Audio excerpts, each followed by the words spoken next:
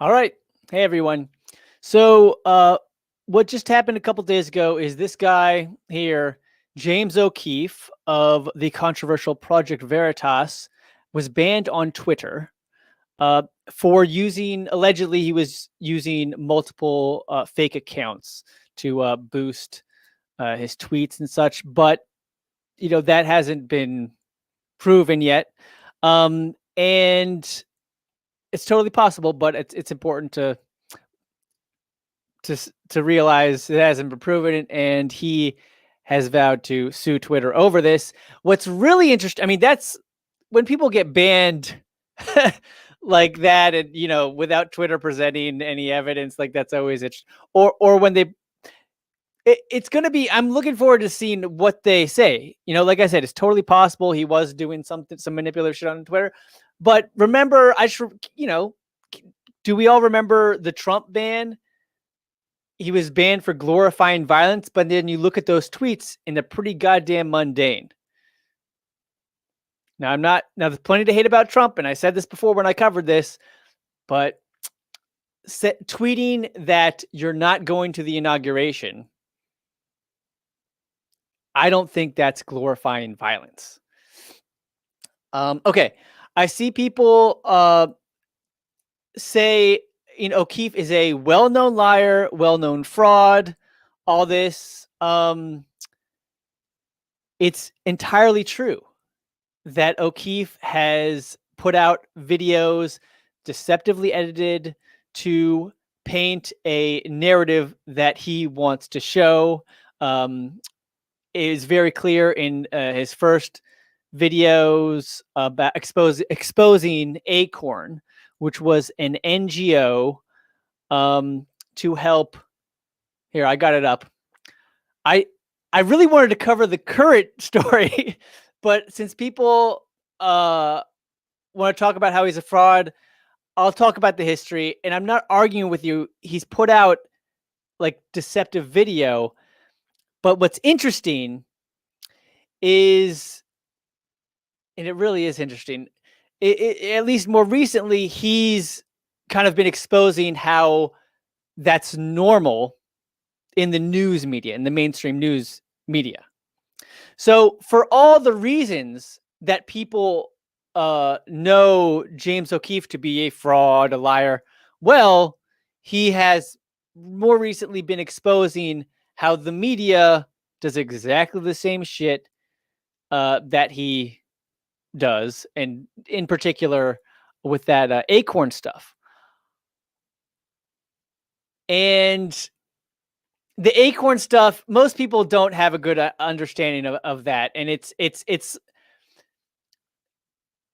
I dove into it, and the truth is, yeah, he made something out of nothing at points, but there was something in other parts, like. And so when you listen to MSNBC saying all that stuff was a total lie, all fraud because it was deceptively edited, that's not entirely true. There's some true stuff.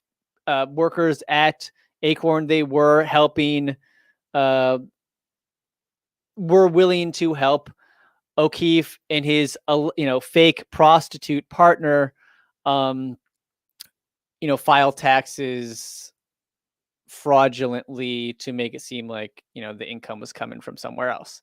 Now, here's the thing.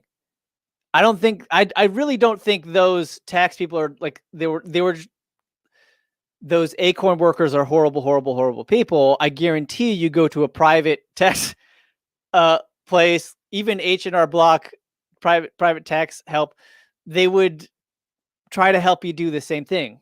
Truly. The thing is, Acorn is they get government funded, and so that created some problems for them to be in a government funded NGO, and you're helping people, break the law. So that screwed Acorn, and Acorn did a lot, and people are understandably upset about that because Acorn undoubtedly did some very good stuff too. It was it is international, but they closed in the US since that. community-based organizations that advocated for low and moderate income families by working on neighborhood safety, voter registration, healthcare, affordable housing, and other social issues. Just let's see.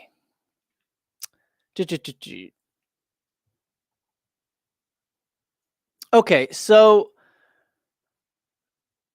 I think it will be interesting to watch some of these videos that he just put out about CNN. I saw some of it and I thought it was really interesting. Although, you know, being someone who's aware of all this, of the inherent media bias and constant spin from every media outlet, you know, it's not that big a revelation, but for people who don't really understand it, it's a really good way for them to see. And it's basically a CNN staffer explaining how through his work is just constant bias, you know, typically helping, you know, to help Biden, hurt Trump. I mean, it's just, you know, bias reporting. So let's take a look at that. And here's the thing is I really feel it certainly is interesting how this happens. This literally happened 2 days before the Twitter ban. And before we get into the new CNN exposés, the undercover video of the CNN staffers, since a lot of the people commenting, they have the impression that, you know, O'Keefe's a fraud. It's what's important to understand, and why, you know, I'm going to wait to see whether Twitter can prove he was using fraudulent accounts or not, is because even liars and frauds can be true sometimes. And to prove that fact, O'Keefe has actually recently made some progress in a lawsuit against the New York Times for defamation. So let me read you this story. This is very interesting. So what happened? I'll read it to you. Project Veritas wins early round in defamation lawsuit against the New York Times. A New York judge slammed the New York Times for blurring the lines between news and opinion. The paper had attempted to get a defamation lawsuit against it dismissed on the grounds that, among other things, its reporters were just expressing their personal opinions when they disparaged the investigative journalist at Project Veritas. Backstory. Okay, it does go into it. But here.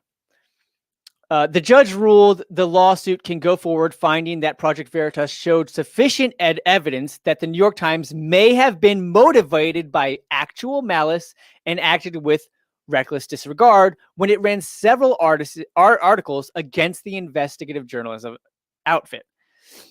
If quote, this is a judge speaking, if a writer interjects an opinion in a news article and will seek to claim legal protections as opinion, it stands to reason that the writer should have an obligation to alert the reader, including a court, that may need to determine whether it is fact or opinion. That is opinion. Is factor.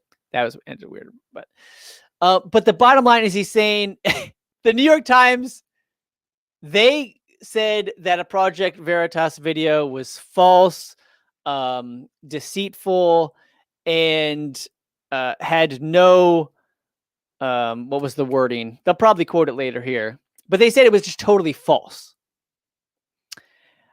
with no verifiable evidence and deceitful video. Here's the thing: is when O'Keefe sued them for defamation, and what's their defense? So interesting and so revealing, guys. They're saying, "Oh, it was just an opinion." So this proves so well that okay, hate on O'Keefe for being deceptive, but it ain't just O'Keefe. This is a problem with media. And now with O'Keefe, you know, everyone's skeptical of him, and that's good to have healthy skepticism. But people need to have more healthy skepticism of the freaking New York Times, because they just said in this case that their defense is that when they said a video was false, and deceptively edited. Now they're just saying that was their opinion. They couldn't prove any of that. Very revealing. I'll continue. The lawsuit stems from the New York Times coverage of an explosive video released in September purporting to show illegal voter practices within the Somali American community in Representative Ilhan Omar's congressional district in Minneapolis, Minnesota. In her district, this is not related to Omar, other than the fact that it happened to be in her district. The video is based on Snapchat videos bragging about ballot harvesting posted by Liban Muhammad, the brother-in-law of a city council candidate named Jamal Osman. Project Veritas described the video in its lawsuit. Mr. Muhammad displayed a vast number of ballots littering his car's dashboard while boasting in Somali. Numbers don't lie. You can see my car here is full. All these here are absentee ballots. Can you see? Look at these. My car is full. And just today we got 300 ballots for Jamal Osman, the council member.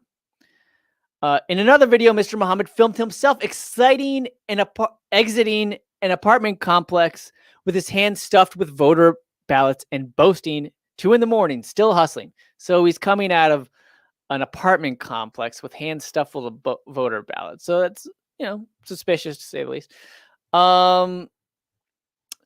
The video also included interviews with named sources as well as multiple confidential sources. Omar Jamal, a community service officer for the Ramsey County Sheriff's Office and a political consultant in the Minneapolis Somali American community, said there was widespread corruption by Somali American politicians, including cash payments to elderly voters in exchange for other absentee ballots.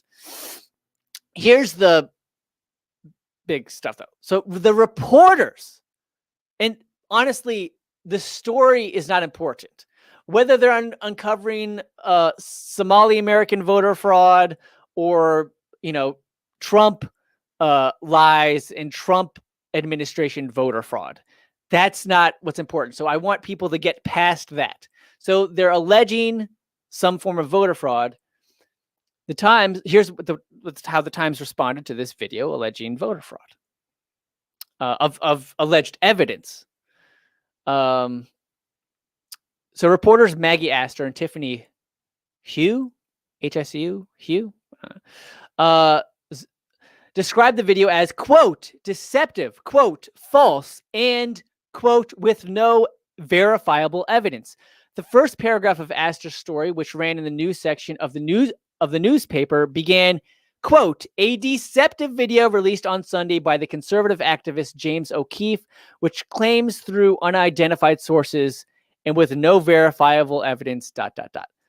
So that's how they start. Their whole article was that it's false, but they didn't have any evidence that it was false. And so now they're trying to save themselves by saying it was opinion.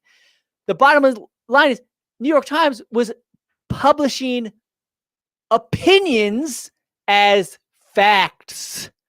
So if you're going to call James O'Keefe a fraud for, deceptively editing stuff, this shit from the New York Times, that is absolutely fraudulent. They're presenting something as facts to their readers, and the reality is they were just opinions. Just imagine, that's really messed up. Okay. So we keep this in mind. Now, this case isn't over, but I believe the New York Times tried to have like the case dropped, and this ruling was like, we're going forward. Okay. So I think let's see what everyone's at on this. Okay. So there's the backstory, and now let's take a look at this undercover video of CNN staffer. See how does he talk about CNN when he's speaking freely off air. I think we got him through this term. All right, so they just said, I think we got him through this term. So CNN was working to get Biden, through the term. Now, again, I don't think this is terribly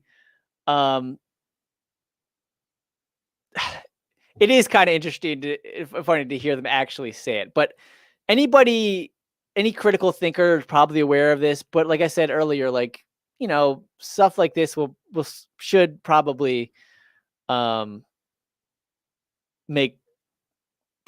other people realize. And I think it's a good thing for people to realize that, the news is inherently biased. Here we go. I think we got him through this term. We would always show shots of him jogging, him in aviator shades, and like you paint him as a. So this is another this is classic, media spin technique, and I honestly, and everyone does it, and I think most people, maybe they don't notice it or realize what's going on. But, anytime you present somebody you want to promote, you present them with like nice lighting, whatever. And if you don't like them, you present them. Well, in the case of Joe Biden, you just let him, look like his old,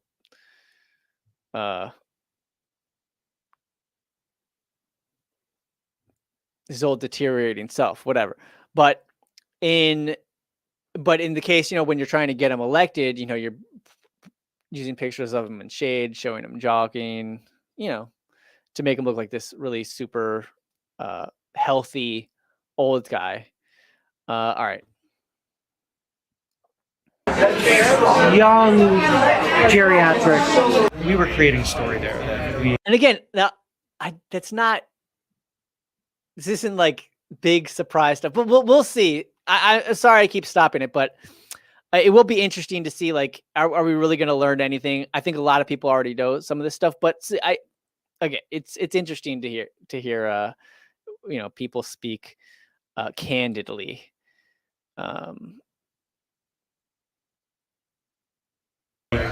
Didn't know anything about, so that's I think that's propaganda. Look what we did. We got Trump out. I am 100% going to say it, and I 100% believe it, that if it wasn't for CNN, I don't know that Trump would have got voted out. Our focus was to get Trump out of office, right? Without saying it, that's what it was, right? So our next thing is going to be for climate change awareness. Do you think it's going to be just like a lot of like fear, like climate? Yeah, fear sells. The climate change awareness thing, that'd be interesting. Now that might surprise people because, CNN has been funded by big fossil fuel industries. But I think what people don't understand is, those same big energy companies, they're transitioning to renewable energy themselves. So it's the same big guys, wanting the money. I'm sure there are some new players, but still big corporations nonetheless. And if there's money in something, even if,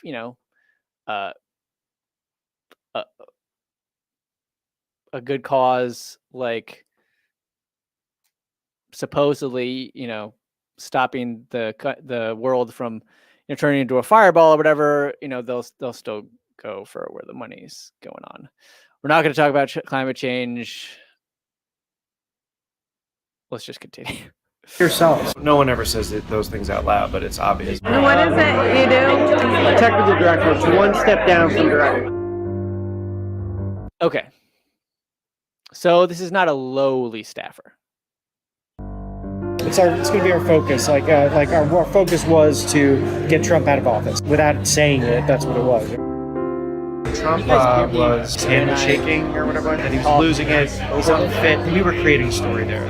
So that's I think that's propaganda. So I'm standing here at 30 Hudson Yards. Warner Media is in right. Okay, in the guy's, yeah. So he's admitting that CNN is propaganda. It is, but even greater context, guys. Like I always say, said earlier, like have said before. Almost anything can be defined as propaganda. Now, CNN is propaganda, no question. But I don't know why the fuck am I trying to defend CNN? I'm not defending CNN, but I think some people, they just stop at, every news station that I listen to that I disagree with is propaganda, and all the stations that I listen to is not propaganda. No, it's all propaganda. And if only it were so simple as, this is propaganda. This is no, it's all propaganda. And so we just have to be able to have the desire. It takes some effort and just skeptical thinking, critical thinking to just discern what's true, what's not. And you can do that. You just got to go look at the sources. Always ask for sources. If it's some anonymous sources, which CNN has promoted a lot of stories just based on some anonymous source, which turned out to be bullshit. So that's what you got to do. And that's why even when we have, so Twitter's the main source saying that O'Keefe was using fake accounts on Twitter. Well, let's see what the evidence is. So you just gotta, that's how you discern what's true or false. You can't just dismiss something because you can't always just dismiss something because it's propaganda, because everything's fucking propaganda. All right.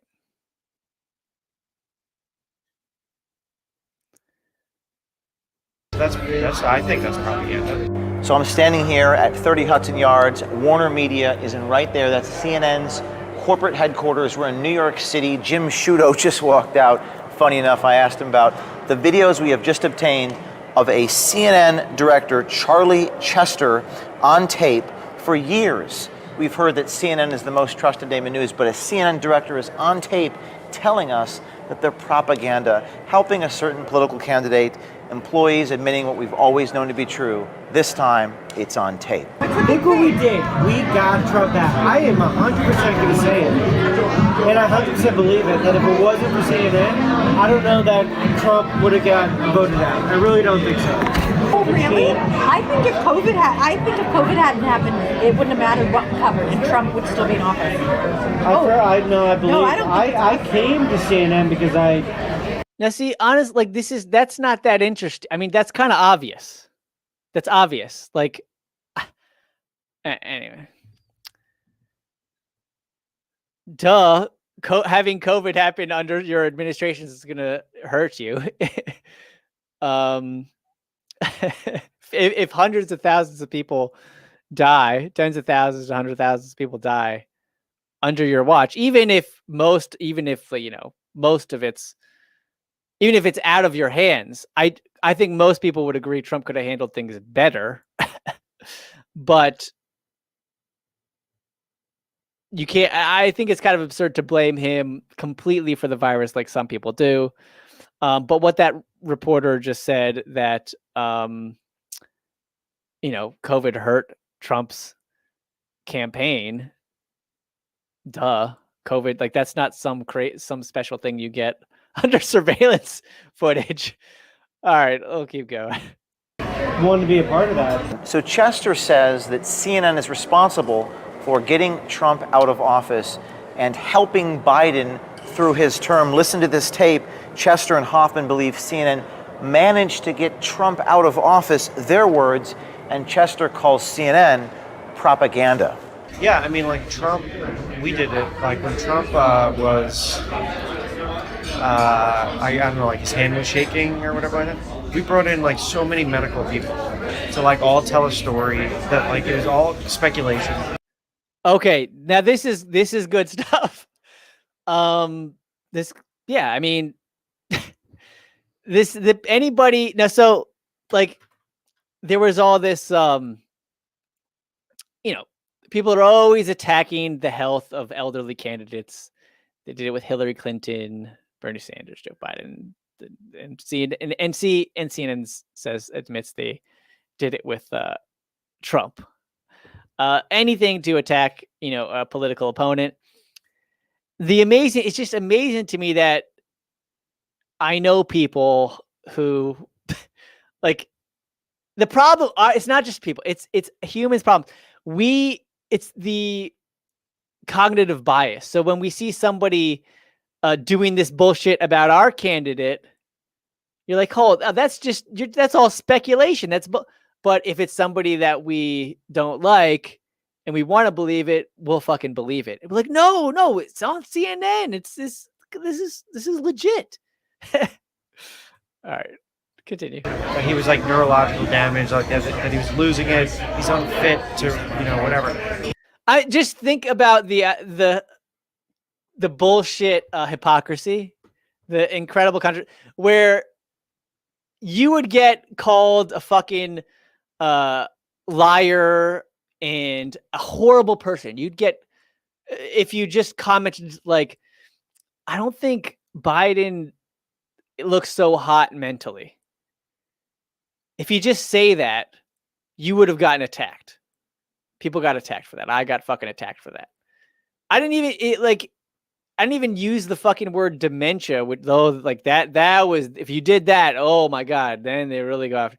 But even just saying, oh, mental issues, mental decline, whatever, that was interesting. Even though on their own fucking, on corporate media, like MSNBC, Andrea Mitchell slipped it through. She couldn't help it. She had that opinion.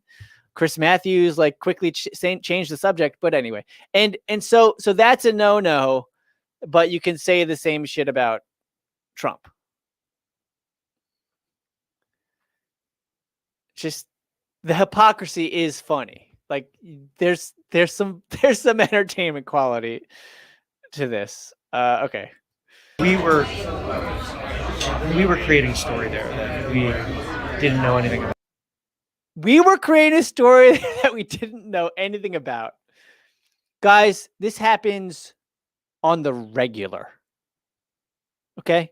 This is the fucking regular. And again, it's important to understand this, as bad as corporate media is, and CNN and CNN and the rest of corporate media.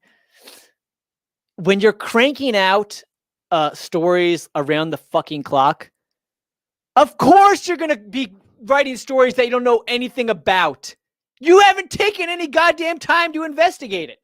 And some of the interesting stuff, well, what's interesting to me with the whole Acorn controversy is, so everyone's like, oh, James O'Keefe's a fraud for deceptively editing tapes. Fucking mainstream media promoted that shit. Dave Weigel, who's at the Washington Post now, he promoted that shit. He, with uncritically, he didn't say, oh, James, can I look at the raw footage? Can I see a little more of the context? Or in one, anyway, one guy got caught on camera in Acorn. It appeared he was like helping O'Keefe and his partners, pimp, prostitute characters, personas, help them get underage women for prostitution from the border, Mexican border. But what was not presented in the tapes was that he was just playing along and getting more information from O'Keefe so that he could call the police afterwards, and he did call the police afterwards. Like, that's proven. So Good Reporting did discover that. And I think that was actually reported in the fuck you. May have been reported in the Post. I hate the Post because they do a lot of shitty stuff, but again, you gotta look past personality and even records and just look, is this fact or not? Is this verifiable or not? Okay. So moving on. we creating a story that we think we know nothing about, or that we didn't know anything about. Okay. And again, cranking out. So, okay. CNN, these news stations, they crank stuff out on the daily. So of course they're reporting stuff they don't know anything about. That happens. Surprise, surprise, guy. Hate to break the news to you. That happens on YouTube too. Especially the bigger channels, or channels that operate like that, where they're just constantly putting stuff out. Hell, I'll just use myself as an example. If I'm doing a live stream like this, on the fly, this is clearly I haven't watched this particular video before. I'm less read on it, research on it, so I might have something wrong. But and that's going to happen the more you just crank stuff out and you're not actually like double checking or taking it or giving a damn about what you're really presenting is fact. Like the priority is just to get something out when your job is news. I mean, yeah, you want to try to protect your own credibility and your company's credibility, but you also just, the pressure is just to crank shit out. And when I think because of that, that's why the stories are so, they'll always lazily lean in one direction or the other, like anti-Trump, anti-Biden, anti-Democrat, anti-Republican,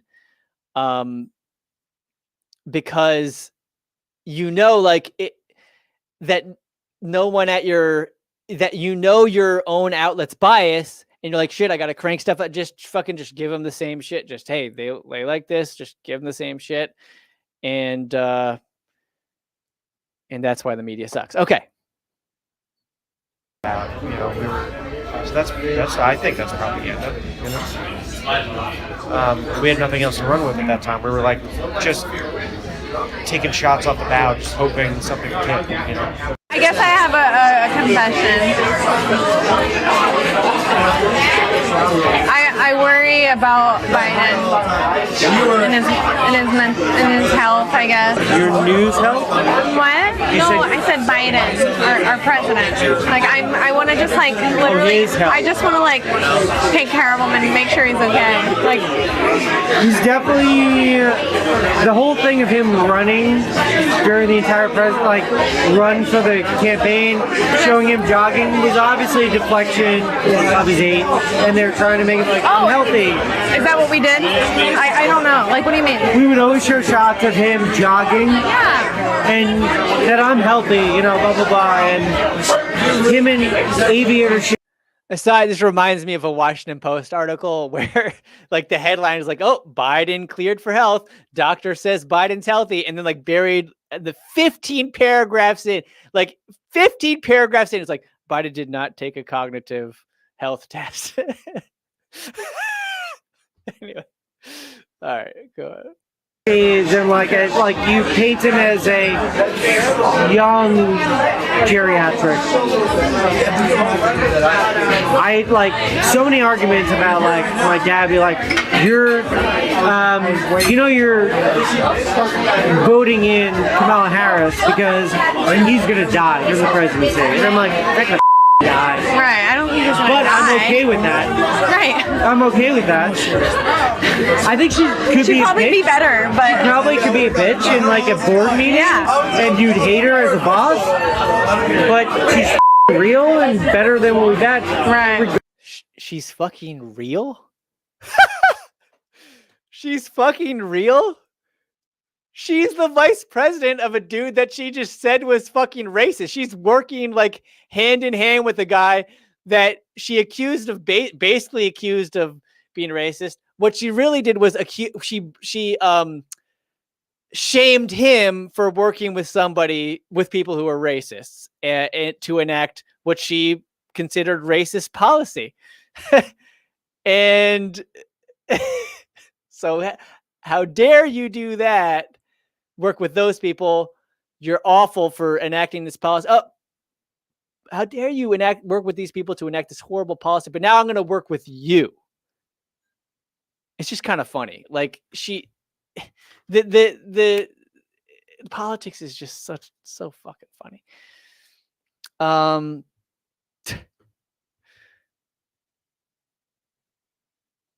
She's so basically my point is like, she's not real. Like that was a fucking act.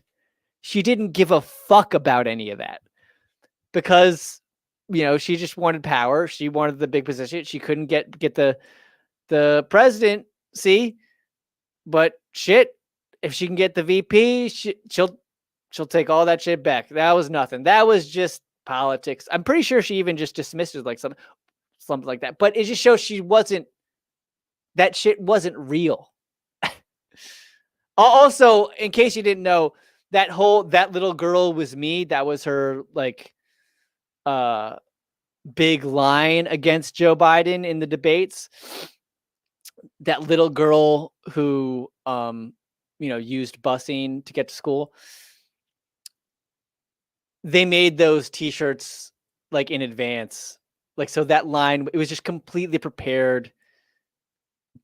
It wasn't a natural thing. It wasn't a real, it was completely prepared, just ultimately strategy, all strategy, no realness. Anyway. All right. Now you can be real and have a strategy, but I just don't like, what does she even stand for? She said she's for universal health care, universal health care, Bernie single payer plan. And she said she was not. I mean, it's just, she's not real. Now people can change their minds, but she literally changed her mind like within a couple of days after like saying she supported certain policies for months. And then and it's just really, anyway. All right. Let's continue. Regardless, Yeah. I don't see. I think we got him through this term. Even after Biden was sworn in, CNN still seemed to maintain a bias in their reporting, according to Chester. And then so there are complaints that like we're not covering that Biden tripped up the stairs. Oh, did you? Like we talked about it briefly, but you talk. Chester and Hoffman believe CNN managed to get Trump out of office, their words, and Chester, this tape, Chester and... All right, I lost my fucking place. God damn it. Fit to, that like that he was losing it, creating story. I guess I have a confession. All right, guys, I lost. I worry about Him jogging. yeah. And you'd hate her. covering that Biden tripped up the stairs. That Biden. And then so there. Oh, That- interesting. That Biden tripped up the stairs. Oh, did you? Like we talked about it briefly, but you talk about that briefly. You don't make that a huge okay. So, but story. Okay, so that's an interesting point. So she was like, yeah, she's saying they didn't cover Biden falling down the stairs. Now, honestly, like that's not a big news story. That's so. But here's the thing. But the thing is, damn well if Trump had stumbled down the stairs, they'd be covering that. That's the thing. But the fact that we okay, yeah, interesting. But the fact that we talk about the Trump tripping is a bigger nuance. It's a nuanced conversation because that's a sign Did we harp on Trump tripping? I think we talked about it a little bit. As long as we talk about it a little bit with Biden, then I think we're like we didn't cover it at all on Don. Like we didn't talk about it. Whereas if it had been Trump. Oh, interesting. So they work on Don Lemon, maybe some other shows too. Not that I don't think Don Lemon has a show. Whatever, his hour or whatever they give him.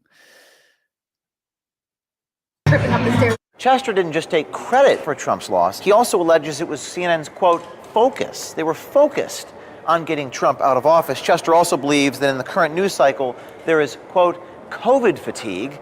Chester saying that CNN has a game plan to fix that fatigue. I think there's just like All right, this doesn't sound good. COVID fatigue, so like whenever a new story comes up, they're going to latch onto it. They've already announced in her office that once the public will be open to it, we're going to start focusing mainly on climate, climate like global warming, and like that's going to be our next like. I don't know, like what's the word I'm looking for? It's going to be our focus. Our focus was to get Trump out of office, right? Without saying it, that's what it was, right? So our next thing is going to be for climate change awareness. What does that look like? I don't know. I'm not sure. I have a feeling it's just going to be like constantly showing videos of like decline in ice and weather warming up and like the effects it's having on the economy and really Who diving into decides that? the head of the network, like just Who's that? Is that Zucker? Zucker, yeah. I imagine that he's got his council and they've all like discussed like where they think So that's like the next. pandemic like story like that will beat to death. But that one's got longevity. You know what I mean? It's not like It's got longevity. You know the whole thing about anyway. Huh. What did I have to say about that? So the climate now some people might think and fairly that more talk about climate change, which is real, is good. And I think that'd be good, but there's the thing is, I don't know if anyone's seen that movie Planet of the Humans. Some people really hate it.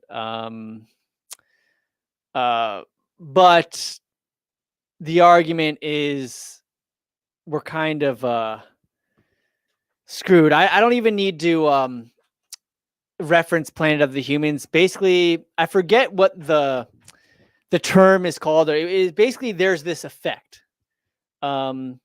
And the more efficient that humans become with or get with energy, we actually end up using more energy.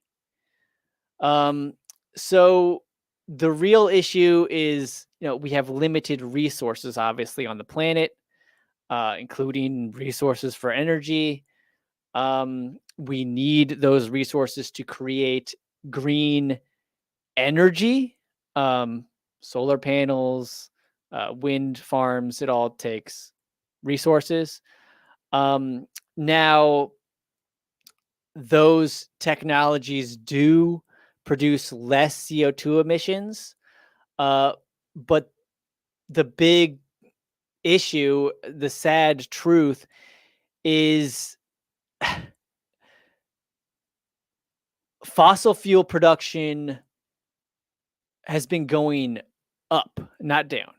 So as we are transitioning to green energy in some areas, like, it's going to require a continued boost in fossil fuel production just to create the renewable energy resources or what's the word?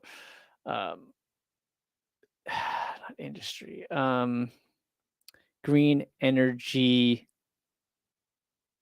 God, I'm blanking, guys.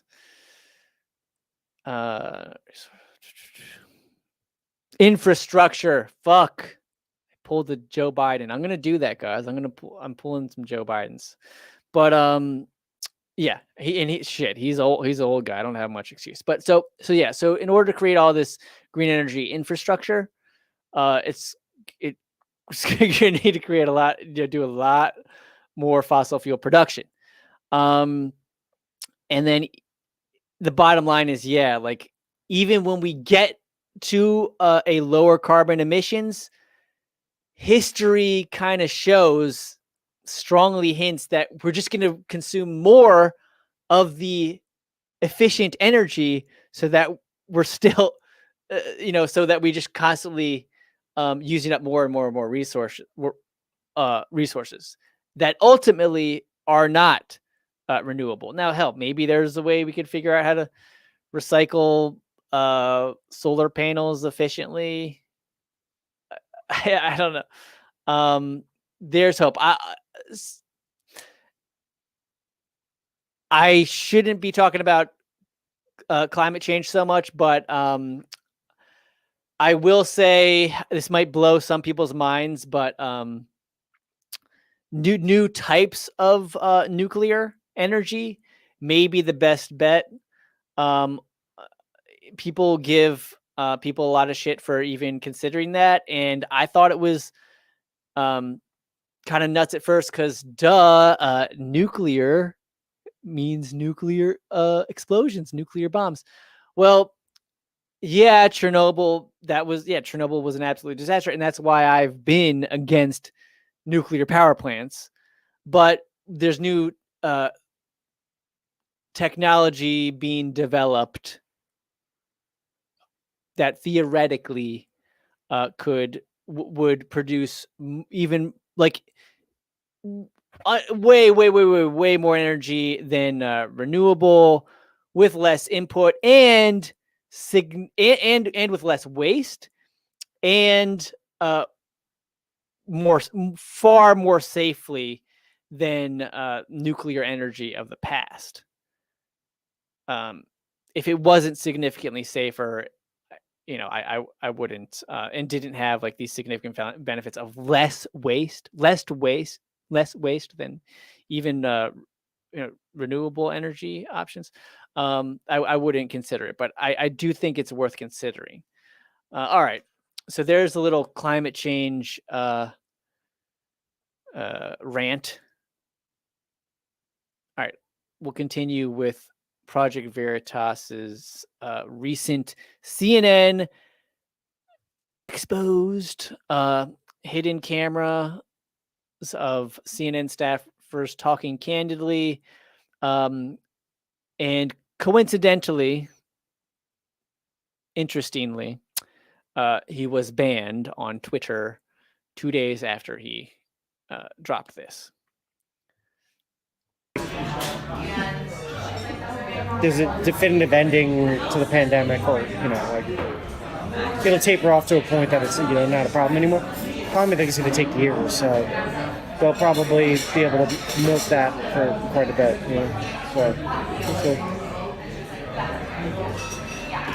So climate change overload. Be prepared. It's coming. Stories like right now, we had an inside track right now where 2 stories are going to be pushed. Climate change is going to be the next COVID thing for CNN. We're gonna hone in. Focus on that. I love it.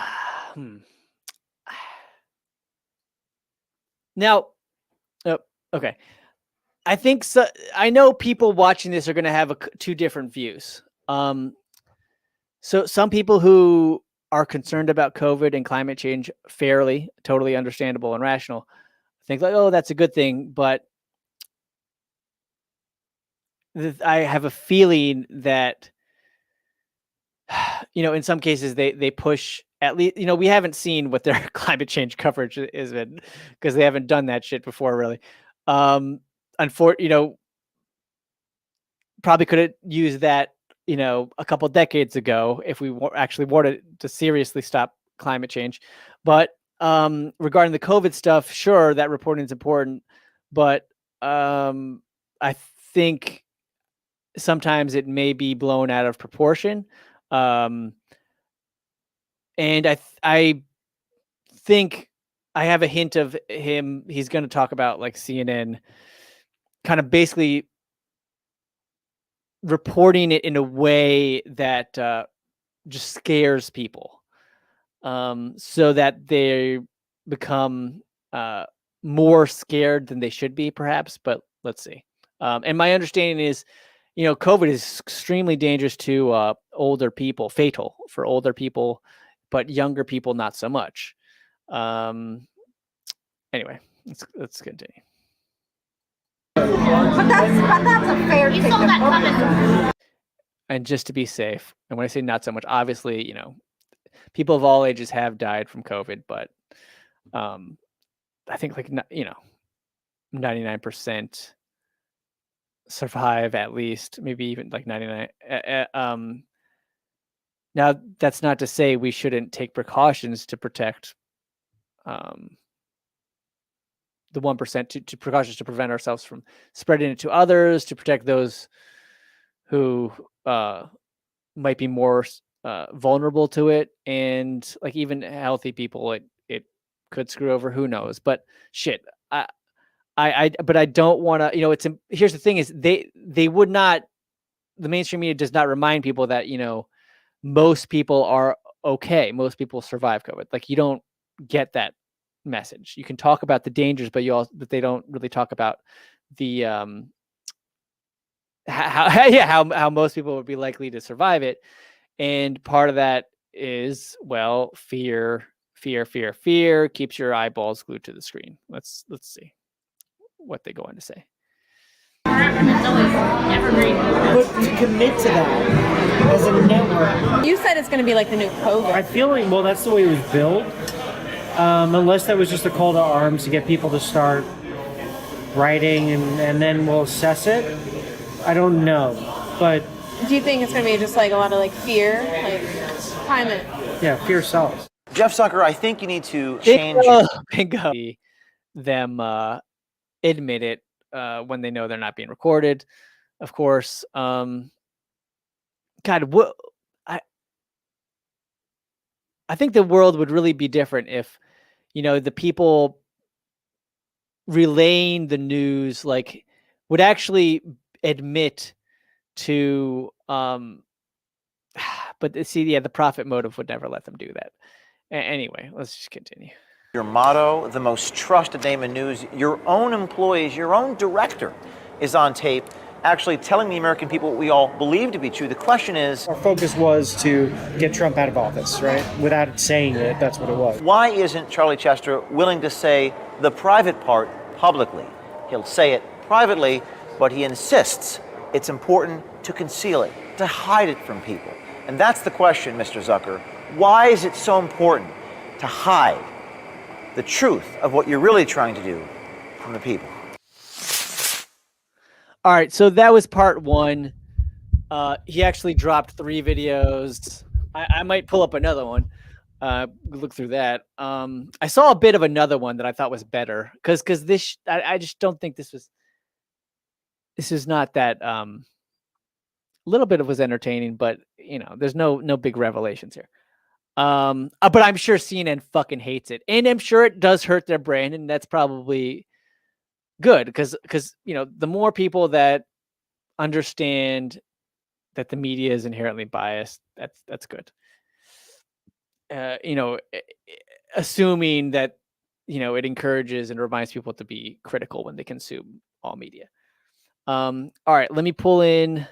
I might answer some questions. Oh, thank you, ANS. That's right, fear mongering. Super chats appreciated, guys. Greatly appreciated. Like my videos, they're very often demonetized. It's check me out on Odyssey. I hope Odyssey turns into something. All right. Patreon. I'll do a Patreon plug. Help me out on Patreon. I am working on some in-depth videos like you've probably seen me make in the past. But this is just a recent event. I thought it'd be fun to see what the hell did this guy put out before he got banned on Twitter 2 days before. All right, let's bring in I'm gonna bring in one more video. Let's see. Whoop. Let's bring in another. All right, here's 2 of 3. Here we go. Gangbusters at ratings. Gangbusters at ratings, right? Which is why we constantly have to. Let's see what everyone's saying. We'll take a break before. So it looks like the second one's going to be out about CNN's coverage of COVID. Part 1 was them helping, them being biased against Trump and pro Biden. Let's see. Super chat. Oh, here we go. Mandatory BS. Just gave me a tip. I appreciate it. Even when people care about climate change, won't be entertained by climate change focused news. Interesting. And I agree. Oh, Gene says, I like Planet of the Humans. It is accurate overall. And I feel the same way. I wrote a couple articles on it. And actually, Michael Moore shared one of my articles in a press release. So, that was about I wrote an article on the efforts to censor it, which is kind of fucked up.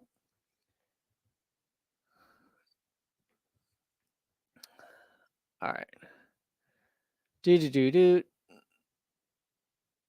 God, I would love to be able to make like a feature documentary. It just takes so much time and resources. Like if I got a cat meowing. Hold on. She wants me to, hello. Hello. You want to get out? Hello. Do you want to come hang out? Or do you want me to let you out? Whoop. All right. Okay. This is Clyde. Clyde? Okay, you can see that tail wagging. Well, not. All right. So yeah, my partner is Bonnie, and the cat is Clyde. Oh, all right, here you go.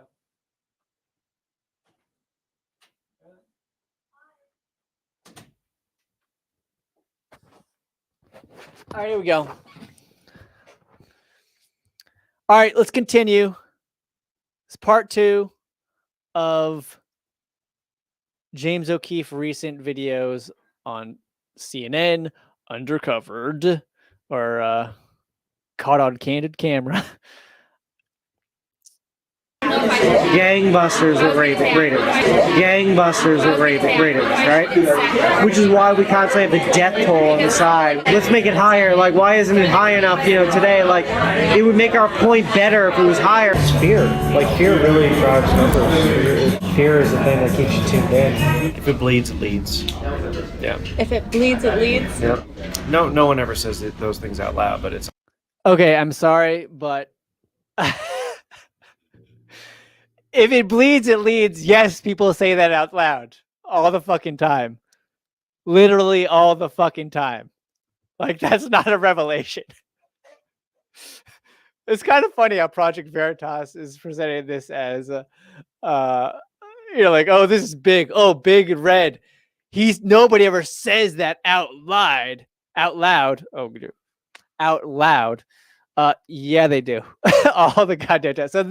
So he got caught some interesting stuff, but this is not interesting. Everybody knows that shit. Obvious. What they're actually doing, telling the person what to say. It's an art form. It's always leading them in a direction before they even open their mouth. It's fear. Like, fear really drives numbers. Fear is the thing that keeps you tuned in. What actually happens when a network cares more about ratings? Dude, this guy's intros suck. Okay? That intro with all that blocky text and shit. And it's just all random. Like, anyway, whatever. That's me. I'll be a little critical of all this shit to have issues to have with James O'Keefe. Like, everyone's got that shit. My issue is I share some of those issues, but my big issue is these intros fucking suck. Leading them in a direction before they even open their mouth. It's fear. Like, fear really drives numbers. Fear is the thing that keeps you tuned in. What are you doing that for? What are you using all this fucking... Fear really drives numbers.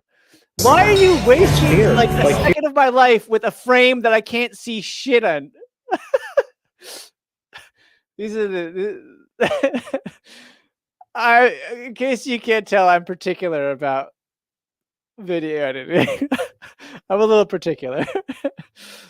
All right, we'll just let him go through with this. Fear really drives numbers. Fear is the thing that keeps you tuned in. What actually happens when a network cares more about ratings than the truth? In the case of CNN, owned by parent company Warner Media, it seems that CNN has resorted to other means in order to keep you watching. What you're about to see is so shocking. Admissions about COVID, its impact, the bias, and things that we've all suspected but have never been able to confirm until now. fear. Like fear really drives numbers. It does, you know. The happiest days in news, people, I would imagine, turn it off and then when they go with the family, they don't stay glued to it, you know? Unless there's something that's uniting them, like a moon landing or something like that. Fear is the thing that keeps you tuned in. I imagine. What's the scariest thing next? You know, Totally fair, reasonable. I mean, good insight. Yeah, I mean, again, nothing big. Doesn't do well with. Sad news doesn't do well with ratings. Let's see what he says about that. sad news doesn't do well with ratings. You know, like if you can get someone impassioned, that does really well with ratings. Sad news back to back to back doesn't do really well unless it affects them directly. COVID, gangbusters with ratings, right? Which is why we constantly have a death toll on the side, which I have a major problem with, that we're tallying how many people die every day. Because I've even looked at it and be like, let's make it higher. Like, why isn't it high enough, you know, today? Like, okay, that's pretty funny. He wants COVID death numbers to get higher. That's fucking funny and fucked up. There's your for-profit media, which, by the way, I will remind everyone, is most media. That's one of the reasons I'm for basic income, is because it enables people like myself who just want to cover stuff, and like I don't have a fucking agenda to deceive anyone, to profit off of people. I suppose everyone has an agenda in some sense. Some of my interests, maybe you could call it an agenda, I don't know, I do like to expose media hypocrisy. That's one of my big things, and censorship. And maybe I'll make a show called The Streisand Effect or something. I got too many. See, that's the thing. I got lots of interests. History, especially stuff that's like controversial or not well understood. Current events that are not well understood and misreported. And all the Twitter idiots are like repeating lies. Like, that stuff interests me because it concerns me. And I just can't help but imagine if, I think there's a lot of people who share that concern. Probably a lot of you guys share those concerns. And with a basic income, people could spend more time, dedicate time to doing that, rather than be locked up with a job at fucking CNN. Because let's be fair a little. Let's throw some of these motherfuckers a bone. I don't know about this guy. This guy, maybe he's rich enough that he doesn't have to keep doing this shit. Who knows? But most people at CNN, they're not like big shots, and they probably have a family and shit, and they need to bring in that check, and that's why they go that route. They're not. I can't imagine they're particularly passionate about working at CNN. It doesn't sound like this guy is, anyway, so there we go. Basic income. If people had a basic income, I think that could solve a lot of the problems with media and journalism today. That's one of the big problems with journalism today. And there's another thing, is if you say, so when you report, let me start over. Excuse me, guys. When people report their slanted, articles, biased articles, like I said before, they're just cranking that out. Because the more content you create, the more money you make. basically, the more ads you have. Now, I think there's an argument for, if you make less content, higher quality, that could work too. But with news, if you want to cover current events, that's like very difficult. Anyway, so you crank. But if you have, so it's the money thing. You got to crank, for money. But if you didn't have to do that cranking for the money, you could slow your rate down a little bit, give a little more focus to topics so you could cover them more accurately. Anyway, so that's why my argument for why basic income could help our problem with journalism. All right, let's continue. It would make our point better if it was higher. And I'm like, what am I rallying for? That's a problem. Yeah. That we're doing that, Well, I mean, it helps with ratings. Of course, yeah, but yeah, I would expect. I have a job. Sure, like I'm happy about that, but yeah, I don't know. Who gets to decide how long that stays on, or Head of the network. I've been in the room many a time. Did who gets to decide? I have a job. Yeah, but yeah, I would expect. I have a job. Sure, like I'm happy about that, but yeah, I don't know. But I don't know. So he's happy to have a job, but are you happy with what you're doing? I don't know. I think I fucking called that shit. Who gets to decide how long that stays on, or Head of the network. I've been in the room many a times where my director tells me take it down, and I take it down, and then we get a phone call, the bat phone rings in the back.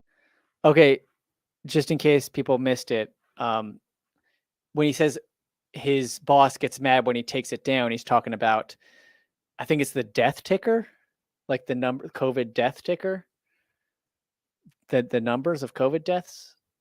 Let's see. Literally a red phone, this special red phone ring. Yeah. And they pick it up, and this producer picks it up, and you're mop, mop, mop, mop, mop. And every so often they put it on speaker, and it's the head of the network being there's nothing that you're doing right now that makes me want to stick.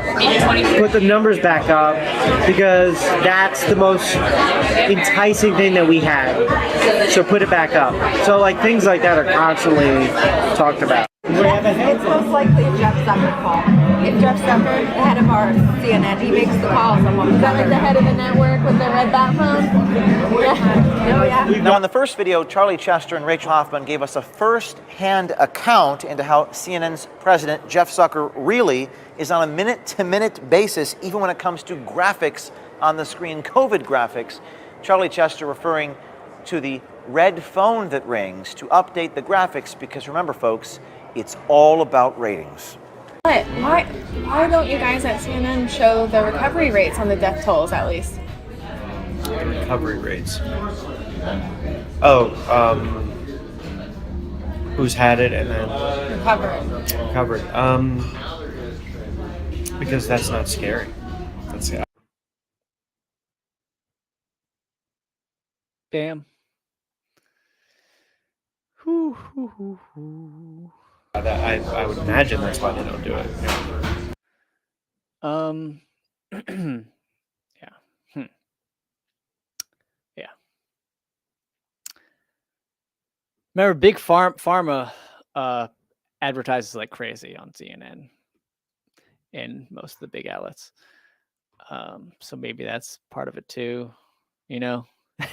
Those fucking drug commercials. They're not designed to make you feel safe or okay, to make you think rationally, oh, if I get something bad, then I can get this medicine. No, they're designed to make you go, holy fuck, am I sick? Do I have that shit? I've gotten up to pee in the middle of the night. Holy fuck, do I need some pills? So I think it's safe to say that, yeah, that's the same kind of way the COVID coverage is formulated a lot of the time. So yeah, there is an illness. There's a virus, but it's not always presented in a way to make you think entirely rationally. It's to keep you fucking, it's like, oh shit, I gotta, call my doctor today, type of shit. All right, let's continue. Yeah. That's what I figured. If it bleeds, it leads. Yeah. If it bleeds, it leads. Yep. I like that. I think. Okay. I gotta call this shit out. So whoever's doing this sting operation, this Project Veritas chick, right? It's obviously a chick that's gone undercover for Project Veritas. That is fucking hilarious. Like he goes, yeah, if it bleeds, it leads, and she's like, oh, that's great. As if she's never fucking, as if everyone hasn't heard that shit before. Oh, if it bleeds, it leads. You, sir, are a poet. You are a poet. I mean, she's doing a good job, I guess, to get him to keep talking, but that's kind of funny. and he took like a sip of his coffee or whatever. He was like, yeah, I came up with that. Yep, I'm a poet. All right, here we go. Sorry, I have to watch it. Everything that you've been through, like. Oh fuck! I lost my place. Sorry, guys. Leads. There we go. That's what I figured. If it bleeds, it leads. Yeah. If it bleeds, it leads. Yep. I like that. Yep.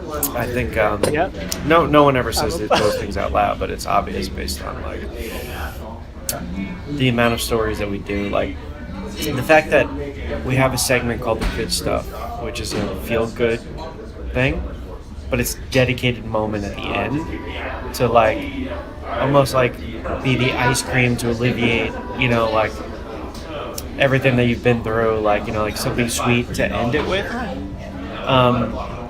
Because everything else is like doom and gloom. I mean, it's human nature. I mean, like I find myself watching more news when there's something looming and scary. Jester seems to have lost faith in CNN's ability to do honest reporting, not just at CNN actually, but in news generally. I mean, there's no such thing as unbiased news. It just doesn't exist.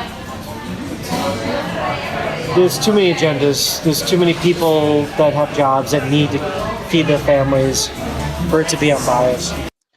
Boom. Okay, now I don't know why I'm saying boom, because I guess just because like that's the truth. That's what I've been saying. That's what any good YouTuber will fucking tell you that when they're discussing news. But he can only tell you that privately.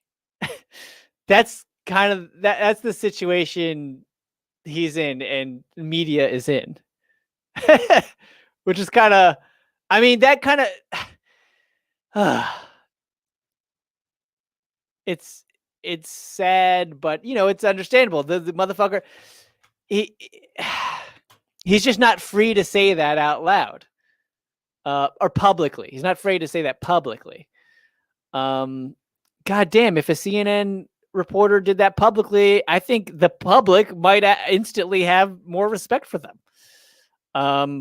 I wouldn't be surprised if they tried doing that at some point, because they're fucking tanking. Legacy media is tanking. And if they don't fucking, come to that fucking realization and the realization that they are fucking biased and own it, they're screwed. And it's so hard to, what I see is people owning the bias, and that's good. Good for you, but ideally you try to question your own bias too. Especially like in your in your reporting, in your consuming of news. I don't know. Sorry, I fuck that. I got preachy. Let's just keep going. Oh shit. He says it's possible the most unbiased news is grassroots out of people's basements of pocket. Duh. That's what I'm saying. That's obvious. That's true. But a lot of people don't get that. Like my own fucking family. They don't get that they still think like, oh, if it's in the Post or if it's in the New York Times, like that's legit. And if you make something in your fucking bedroom or a basement, it's just some dude in a basement. It's just a basement dweller. How can you take that seriously? You have to take a story based on how it's presented and what it presents. If it just presents opinions, that's almost worthless other than entertainment value. And opinions can be fucking entertaining. And they can add some flavor, make media more consumable. But if you're just basing opinions in the New York Times are no more valid than opinions on a fucking YouTube live stream. And it's just amazing that people don't get that. And likewise, a news report in the New York Times is no more valid than a news report on YouTube. It just depends that each one. I'm not going to be one of those people that says like, "Oh, YouTube is better than mainstream media." Not necessarily. It all comes down to the content. Is it well sourced? And all of that good stuff. All right. Can't. It's impossible. The most unbiased news is grassroots, out of people's basements with podcasts. That's the most unbiased you probably get. You know. Jeremy Chase, thank you for completing my sentence in a concise way instead of my rambling. And he simply says, you judge a story based on its merits. Correct.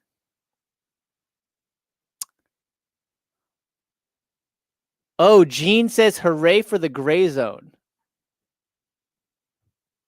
I wonder why you said, because, all right, I'm not going to say, I don't know if it's whatever. I'm going to continue. And unfortunately, the trend is that when they could actually start making money off of it,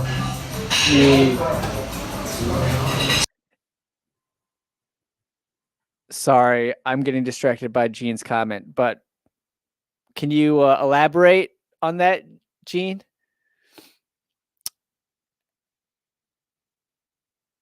Let's get back to the video. Sorry, guys. Doom and gloom.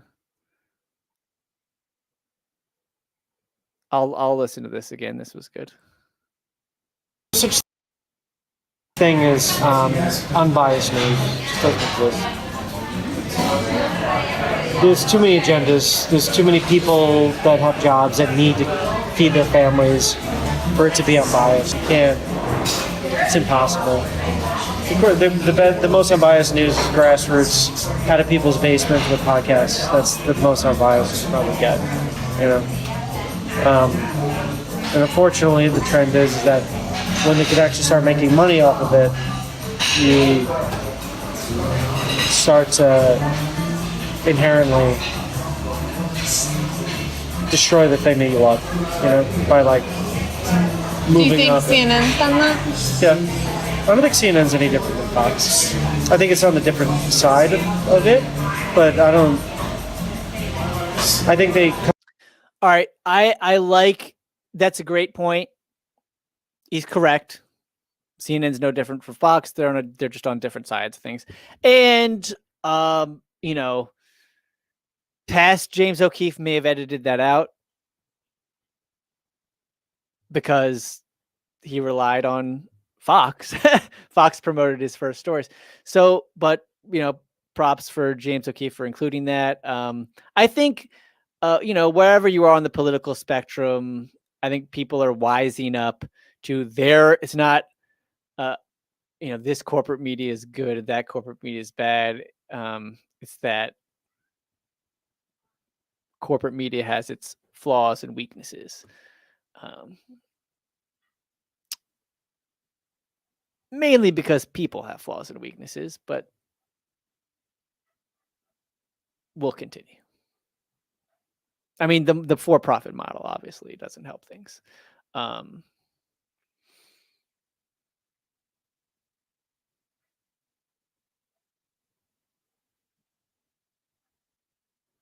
off as very altruistic, but I think we buried the lead a lot. I think we.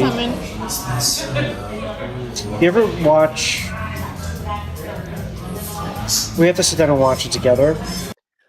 What does bury the lead mean? That's what I was talking about when I mentioned that Washington Post story where the headline was like, Doctor says Biden is in complete good health, gives him an A+ on his health. And then 15, well, actually, no, this is not burying the lead. This is burying facts. And then the 15 paragraphs down, it says he didn't take a cognitive test. But burying the lead would be if I hadn't mentioned that this video is about Project Veritas. I don't know. Sorry. Let's continue. For me to like point out some things, listen to the way they ask questions. Because they're not actually asking questions. Any reporter on CNN. Okay. What they're actually doing is they're telling the person what to say. It's an art form. All right. This is totally true. He's saying it plainly and clearly. Totally true. What's it? There's an art form to it. But it would be like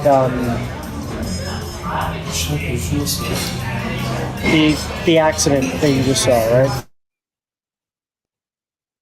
One of the reports. Although he did say he's talking about burying leads, and he did the same thing I did, and like ends up talking about something else. This is not about burying leads, but I do like what he's saying here. Busted CNN guy talking sense. CNN staffer exposed as actually a fairly insightful person. But again, he would not have the courage to say this publicly because then he wouldn't be getting the money. Doing is they're telling the person what to say. It's an art form. What's it? There's an art form to it. But it would be like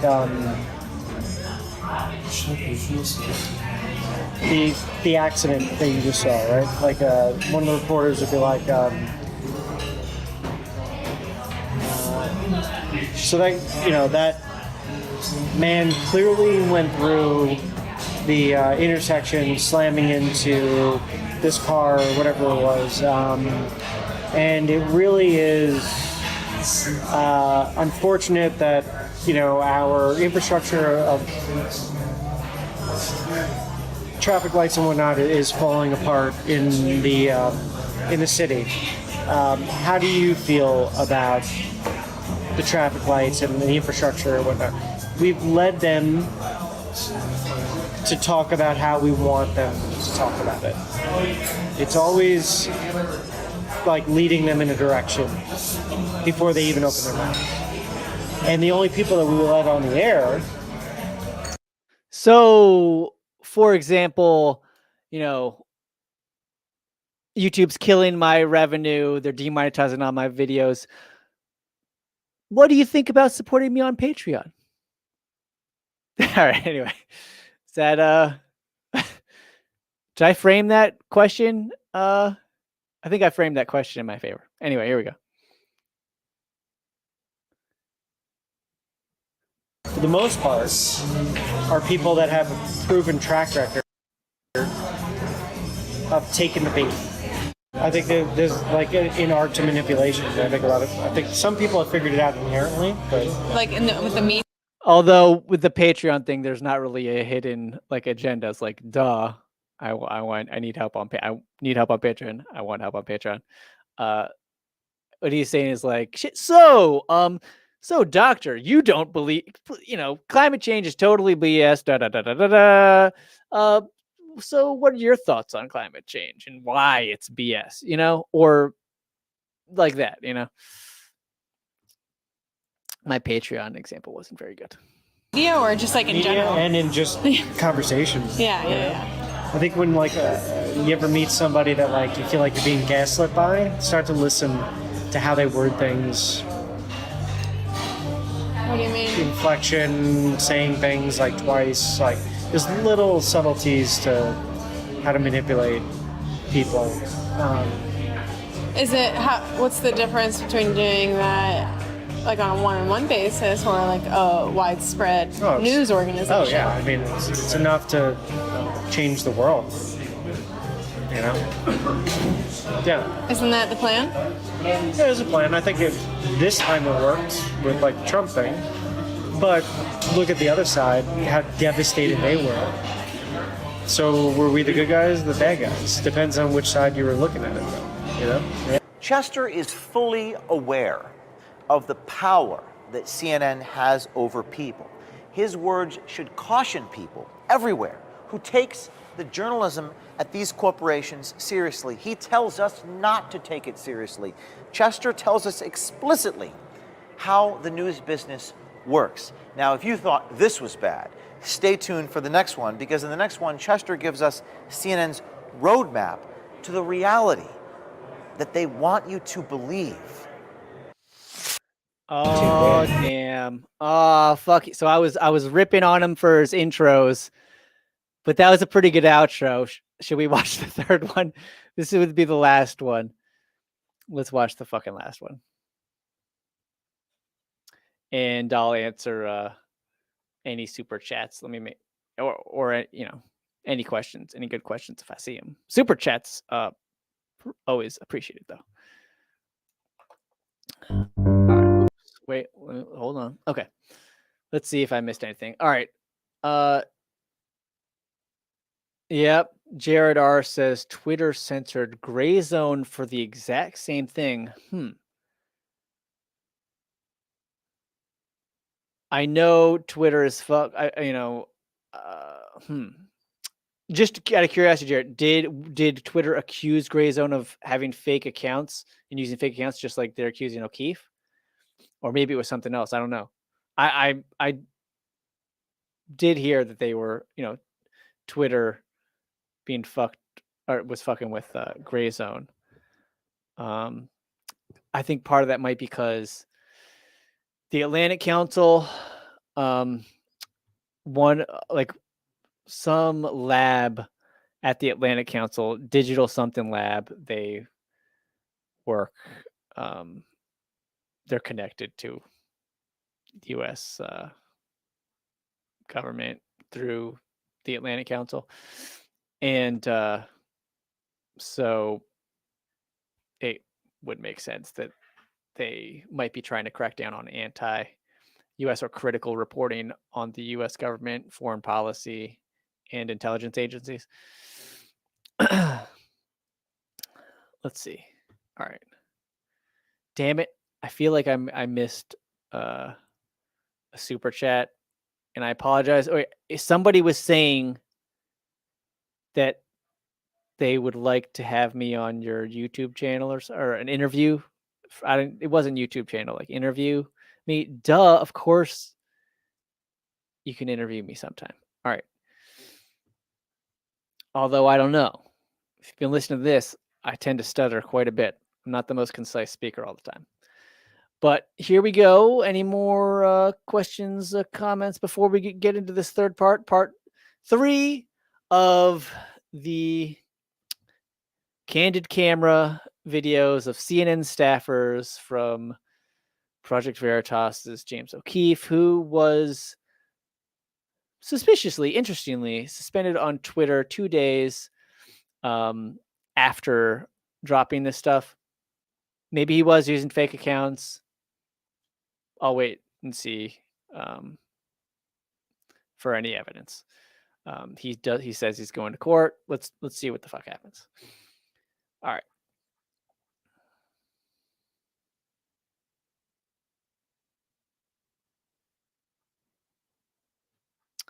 My camera looks dirty.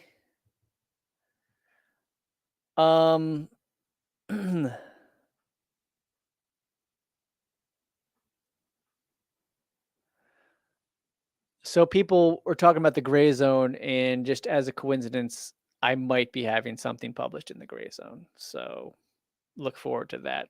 Hopefully. I mean, hopefully I didn't jinx myself.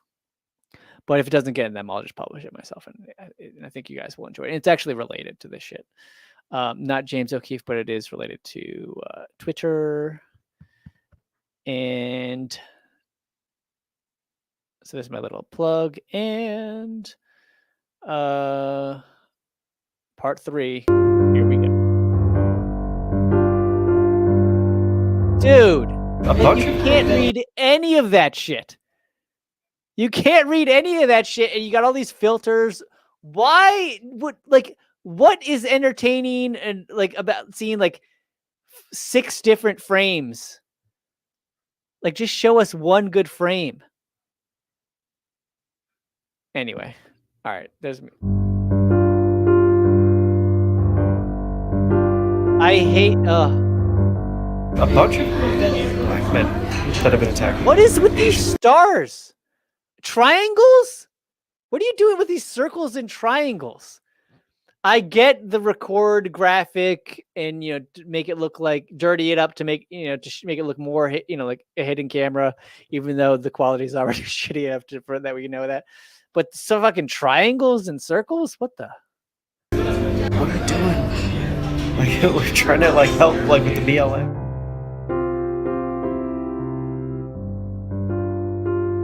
Jesus Christ! Charlie Chester will shock you even literally more. Got text over text over text over random glitches and stars. This time, we see Chester reconciling the truth. Also, dude, that actually exists. He's talking over 3 layers of text. Show us your fucking text, then start talking to us. Even more. This time, we see Chester anyway reconciling the truth that actually exists compared to what happens in his own network.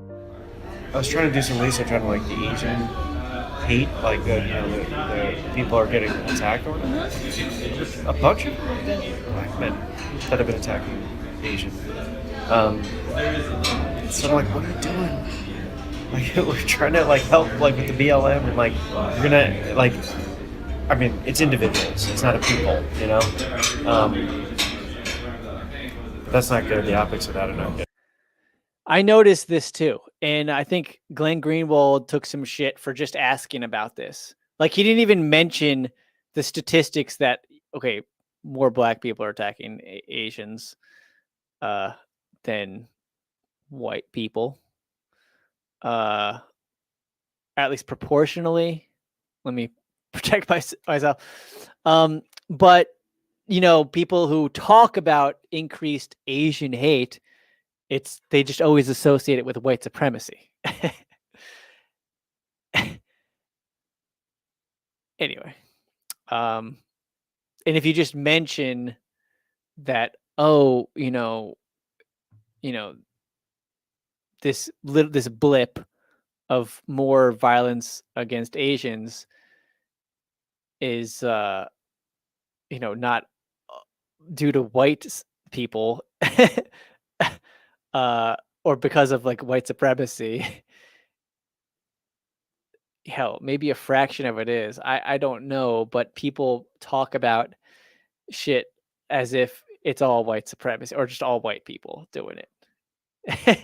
Have you noticed that? Have you guys noticed that? He noticed that. Good for him. But anyway, because I actually looked up the statistics. I shared a couple on Twitter, a few actual studies, and everyone was just talking shit, and so I was just fuck, I'll just share the fucking data and not even say a fucking thing about it. And each of the data sets, you could, it basically showed that it's a more complex thing than people are making it out to be. And it was funny because I saw some people retweet one image and put their or one image of a study one data set that kind of painted one narrative or told one story, and then other people would just retweet the other data set. They wouldn't like share them both. They would just share the data set that, validated their thinking. All right, here we go. These little things like that are enough to set back movements, because the far left will start to latch on and create a story of like criminalizing an entire people, just easier headlines that way, I guess. Yeah, I don't know. So you're saying that the far left would label a whole genre of people? I kind of missed your point. It's not just the far left. Let's be clear. But sure, they deserve criticism for too when they do it. It's also just like he pointed out, like headlines. Period. It's just fucking clickbait shit. And when you got people who are all on board with this narrative of all white people are racist, white supremacy is like a growing thing, then you just keep cranking that out because that's what people want to read. That's what they've been like primed to be like, oh, this is big. This validates my beliefs. Obviously, there are white supremacists, but with all the coverage of white supremacy and how white people are racist, you would think that bigotry doesn't exist outside of white people. Anyway, here we go. I'm gonna get called racist just for saying that. Just for saying that I think that racism, is being judgmental of people's of color skin and not this definition that only white people can be racist. I'll never forget. I've been dating a girl for probably over a year, and that was in the first argument we got and was just like the definition of racism. Like, wait, hold on. I was just like, hold on. Not only white people can be racist. What? And that was just the first argument we ever had for maybe even a couple of years. Like, it was just it's pretty amazing.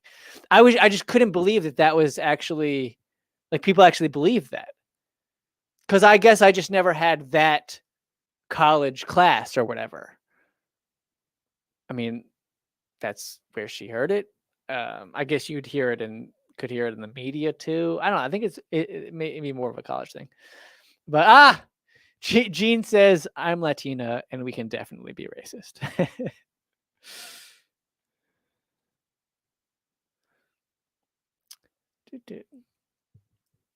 All right. Also, I mean, it just gets even more and more ridiculous. I'm doing a little research paper. I don't know if research papers, but I'm doing an investigation. I'm doing an investigation into the K-Hive, and they're so funny. Like they call everyone they disagree with a white supremacist, or even white. Just white is an insult. And like, yeah, they'll use white as an insult. I mean, just imagine if you spoke of like, oh, you're of any other skin color, like, oh, you're just being black. Like, you would get burned at the stake for that. But it's totally okay to just say white. Now, personally, I'm not offended by it, but it does show your bigotry.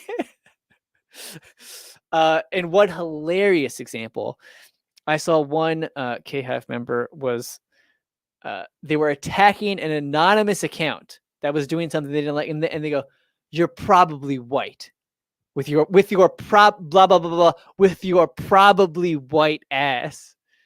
Like you couldn't see the color of this person. Like, it was just a random like I think it was it might have been, it was just some graphic, okay, and like with your probably white ass. That just cracked. Yeah. I mean, is it wrong to be laughing at the bigotry? No, I don't think it's wrong. Um, I think it's wrong to like just act as if it's like totally rational. That's wrong. People are doing that. It's not bigotry is hilarious. Now when bigotry actually does turn into like abuse, like that's bad. But just like plain old bigotry, like stupid people, stupid thinking, is hilarious. Stupidity is hilarious. It's like Dumb and Dumber. It's funny. Fucking Archie on All in the Family. That shit is hilarious. I don't think you will ever see that on TV again. Unfortunately, well, maybe some fucking day, but today you will not see that on TV. All right. Somehow I started talking about All in the Family, but let's get back to this CNN reporter on Candid Camera. That no, the conservatives. I'm sorry, not the far left. But I've noticed that you'll get headlines that might lump people together as opposed to focusing on the individual. I mean, that's huge. That's huge. And it is interesting to see, like, because honestly, I might have had, I think we have an image of these reporters thinking like, oh, they're really are, they're just dumb. They really do believe that, white people are just more racist or, shit like that. And he's saying that he's just doing it because it's easier with the headlines for some reason, focusing on the individual. Let me rewind that.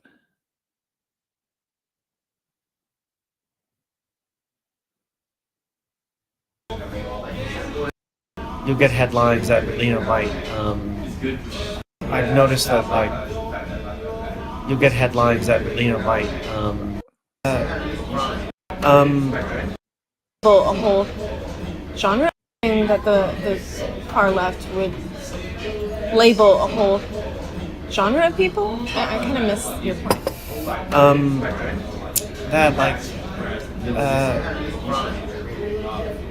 No, the conservatives. I'm sorry, not the far left. But I've noticed that you'll get headlines that might lump people together as opposed to focusing on the individual. I mean, that's what Trump. It's left, right, and center. Everyone does that. It's not good. Hell, just funny, just saying left, the far left, the center, the right, the far right, like that's lumping people into, especially just left and right, like that's I think most people are, little bit of this, little bit of that, and they do not fall into these like neat identities that the Republicans and the Democrats have created for themselves. Anyway, I think most people are like, oh, I'll take that policy, I'll take that amendment, I'll take that.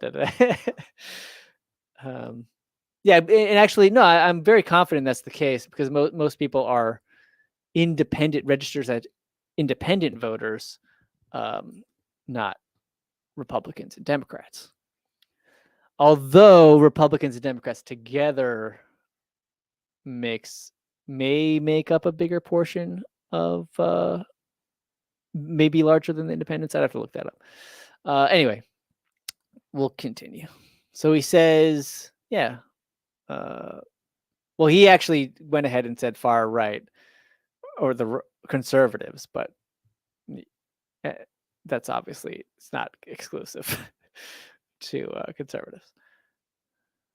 Ended up dealing with like the China virus, and that put so much blame on an entire group of people as opposed to, you know, a few careless individuals. Right, the actual source, right? Yeah. All right, I'm sorry for going off topic, but I see Fred saying, "Damn it, I need to borrow $66 All the Family on DVD, 9 seasons." I fucking had an All in the Family season DVD, and it wasn't $66 then. I wish I held on to it. Usually I'll get DVDs and shit, and then or in books even, and I just like take it back to the library like when I'm done. Like, or not take it back. Like even if I bought it, I'll just take this shit to the library, because like I don't want like people have like bookshelves with CDs and movies and books. I have a little one where I do have them, but they just clutter shit. Maybe if I had a fucking house, maybe I wouldn't worry about that shit. Or a book or a real bookshelf.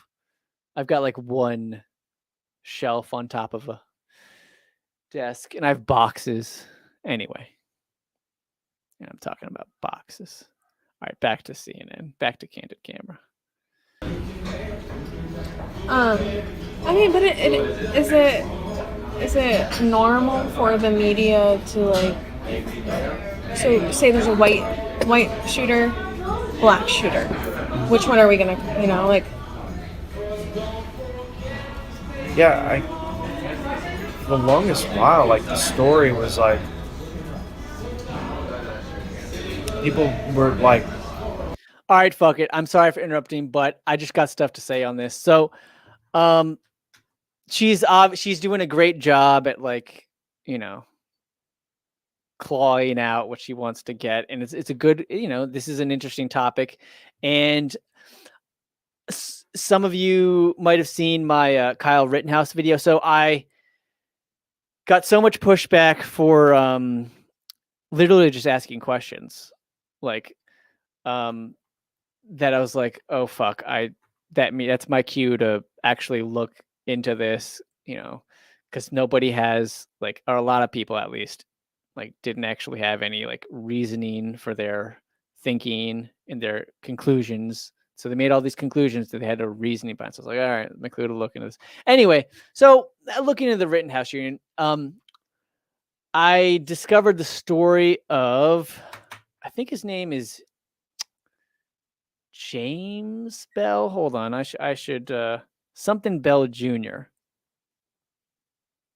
Let's see, James Bell Jr. Michael Bell. Okay, so came across the story of Michael Bell and Michael Bell Jr. So Michael Bell Jr. was shot by police officers. He was white. And nobody knows who the fuck Michael Bell Jr. is. And he was fucking executed. A cop, so he was pulled over for drunk driving. A cop shot him in the fucking temple.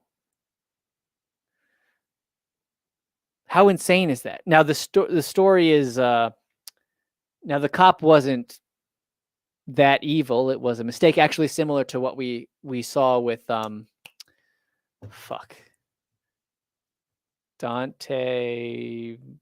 I don't know. I'm fucking. So somebody messes up a taser with a gun, supposedly. Well, in this case, I mean, that's absurd. That's hard to believe. But in this story, what happened is, so Michael Bell Jr. was resisting arrest. You had 3 cops just grab him, throw him into the hood of the car, basically. And one cop discovers his gun is out of its holster. And he yells, "He's got my gun! He's got my gun!" And another cop just puts a fucking bullet right through his head. Turns out he didn't have his fucking gun. And what happened was the cop's holster got caught on the rear view mirror. How freaky is that? But what's fucked up about this story is they of course they fucking covered it up. They totally covered that shit up. But Michael Bell, the father, fought hard as fuck for justice. He sued the Kenosha police. Kenosha police. Remember, this is Kenosha, where the Kyle Rittenhouse shit went down, and the Jacob Blake shooting. That's the real parallel, is the Jacob Blake shooting. Police shot Jacob Blake as he was entering his car, or actually it wasn't his car. So that's a whole other. So that's something a lot of people don't even know, and complicates the story for sure. But anyway, so what made me think of this is, so everyone knows the story, or not the story, but the name Jacob Blake. You at least recognize that name, Jacob Blake. And nobody knows fucking Michael Bell. And I think it's pretty clear it's because Jacob Blake goes with the Black Lives Matter narrative, and Black Lives Matter is a narrative that just works, that the media has been going with for a long time. People, empathize, sympathize with it. I think mostly for good reasons. And so they just keep that narrative going, and they will literally ignore shit like Michael Bell. Now, the Michael Bell thing, to be clear, happened it might even happen in 2004, as far back as 2004. But even so, nobody fucking knows Michael Bell. And here's one interesting tidbit. So I'm looking for Michael Bell clips as soon as I find it. Well, because I was looking for like Kenosha police clips, because I was thinking about doing a documentary on the Kenosha unrest in 2020. And I'd still like to do it, but I would need some resources. Like, I don't think I could do it on my own, because it would take like a fucking year. So find the Michael Bell stuff. And Michael Bell, he was at the Kenosha protests for Jacob Blake. And there was a CNN interview. CNN interviewed him. And he told this, what a tragic story of police brutality. They murdered his son. And he tells this story at a Jacob Blake. He's at a protest for Jacob Blake. And I couldn't find that on CNN's YouTube channel. I had to go to archive.org to find that. Just think about that, guys. There's no other reason. Everything the guy said was spot on. It was complete. It's just, even the CNN anchor was like somewhat emotional. Like he was just speaking so much truth. And that shit wasn't put on CNN YouTube channel. That clip was not promoted. And that's a new clip that was happening during the Jacob Blake protest. But he was white. I don't know why the fuck else. Why would you not put that, like, promote that clip? Anyway, that's just something it's interesting. Kind of messed up, because you would also think, like, CNN should really just be putting up all their shit on YouTube. It's more ad revenue, more traffic. Why the fuck wouldn't you do that? But they didn't put that on YouTube. Interesting. What else? I mean, props to them for interviewing the guy and broadcasting it, but Nowadays, if you broadcast something, then it just like disappears. It's almost like it didn't happen unless it gets covered or uploaded somewhere, online. Specifically, the big media platforms, YouTube and Twitter, or YouTube, Facebook, Twitter. Anyway, they didn't do that. There was another time I noticed that shit. Whatever. I noticed that all the time. Not necessarily like with them ignoring police brutality against white people, although that has happened before. It's just, and you wonder why, you can understand a little better why people think, well, why people have this mindset that there's like an epidemic of shootings of Black people. Now, any police brutality is a problem, and I wouldn't be surprised. There probably is some bias against Black people, but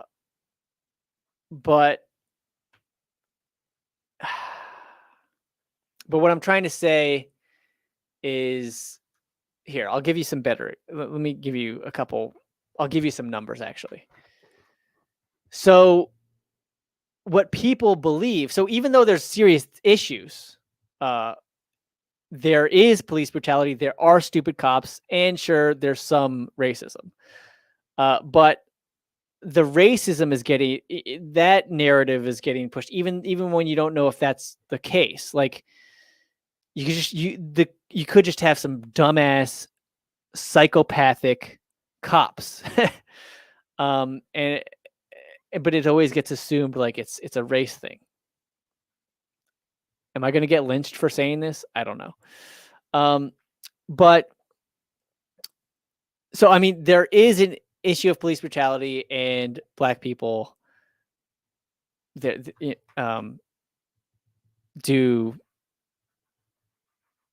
they are shot like, okay. Sorry, I'm so fuck. I've been doing this for 2 hours. I'll wrap up the stream soon, but I really want to get this point out. Basically, people believe that. Let me ask you the question: how many unarmed Black men do you think were killed or shot by the police in 2019? How many unarmed Black men were killed by police in 2019? So a lot of people, most liberals is how they measured this. Liberals believed 1,000 or over 1,000.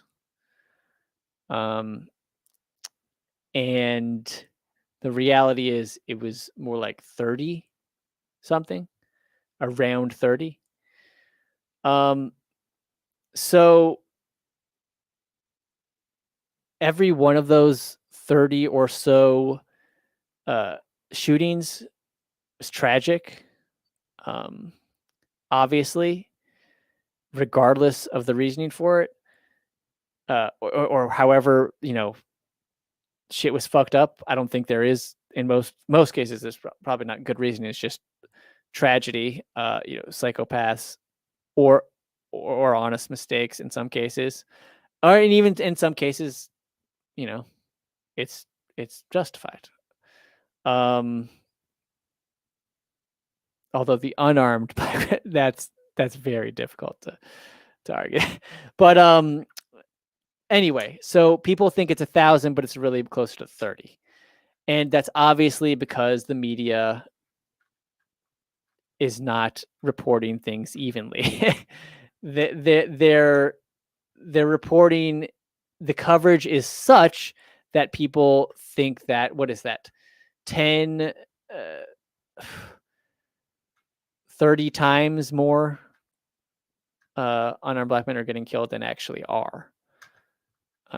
So, but if you think 1,000 people are unarmed, black men are killed a year, then you would, you would think like, oh, society is more racist than it is.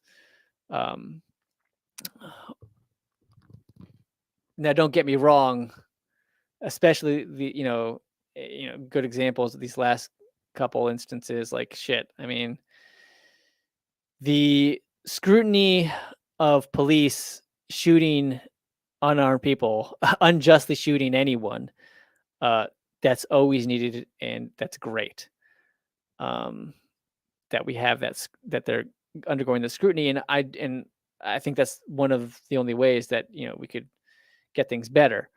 But I just know a lot of people make too many assumptions. They're misinformed. They think things, like I said, they think America's more racist than it is, and they think more people are getting shot by police than they are, and that increases polarization. Seriously increases polarization, because when you think people are more racist than America is more racist than it is, then you think your fellow Americans are more racist or racist, period. And it's just, and you also assume that every instance of a police shooting is uncalled for, and that a police officer should get hanged for it, and that's not always the case. And maybe it's more difficult to look at the world in these more complex ways, seeing how things are not always so simple, that there's and that things, issue by issue, things are different. The reason for these tragedies vary from issue to issue, and it's not always white supremacy, racism, cop evil, whatever. So anyway, but I was thinking, all right, here we go. We have how many more minutes left? So wow, guys, we have almost gotten through all these Project Veritas videos, and they're not that well. I've ripped on O'Keefe enough. Some of it's, I guess, if it wasn't interesting, I wouldn't still be watching it. But part of me is like, fuck it, we started. I want to finish this shit. All right, let's see if he gives us any more golden nuggets. Lapping up that it was like white guys for like so long. I don't know. I haven't seen anything about focusing on the color of people's skin that aren't white. They just aren't saying anything. You know what I mean? They're just not. All of a sudden, that's Yeah, like, would you even see a headline that said white man shot by police? I don't think you would. I've never seen that. But black man shot by like that will always make it in the headline. story loses a little steam and they just like leave it be. Why? I don't know. I think it's got to be trends, like what people will latch onto. It's because Black Lives Matter is a cause with a lot of momentum. It's a cause that people are very passionate about. So when they see, oh, black man shot, like, that's just, they're more concerned with that for some reason than if it's just a man got shot. A man that could be any. So, you know what I mean? Like, even if a black man is shot, if it's the same black man shot, they just don't care almost if as much if it doesn't mention black in the headline. Somebody shot up, cop shoots somebody. Cop shoots a man. Tragic, cop shoots. It doesn't, it's the, what is it? we just want to, yeah, it's that confirmation bias thing, maybe. Good old confirmation bias. Like I know, cops are hunting black people, and this proves it. Anyway. But fuck, I mean, yeah, the horrible thing is the polarization it causes. It's polarizing the country. And that leads to the fucking, I mean, don't get me wrong, the fucking when police shoot somebody unjustly, that's going to lead to unrest. But when the coverage is so biased and paints a narrative that, America's racist,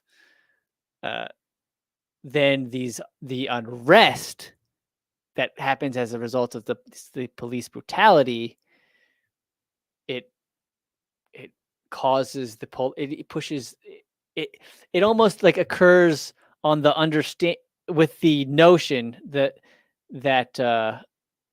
there's going to be a goddamn civil war. Like, it's not just, and I saw this in the Kenosha footage. A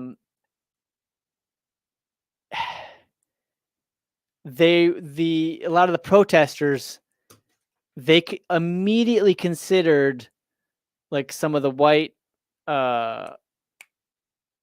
militiamen as enemies, but the militia people were encouraging them to protest against the police. They literally just cared, they didn't want the local businesses being burned down. They were a lot of them, I thought they were encouraging to go ahead, burn down the parole office, go to the fucking police station, but please, don't burn down our city. And, there's a lot of hope, guys. Like I saw in all the live streams I saw for this possible documentary project, there was a lot of rational people, a lot of rational protesters who were like, come on, guys, they're on our side. They're not enemies just because they don't want us to burn down their corner store. But the alarming thing is a lot of these large groups, protesters, they didn't see it that way. They just saw,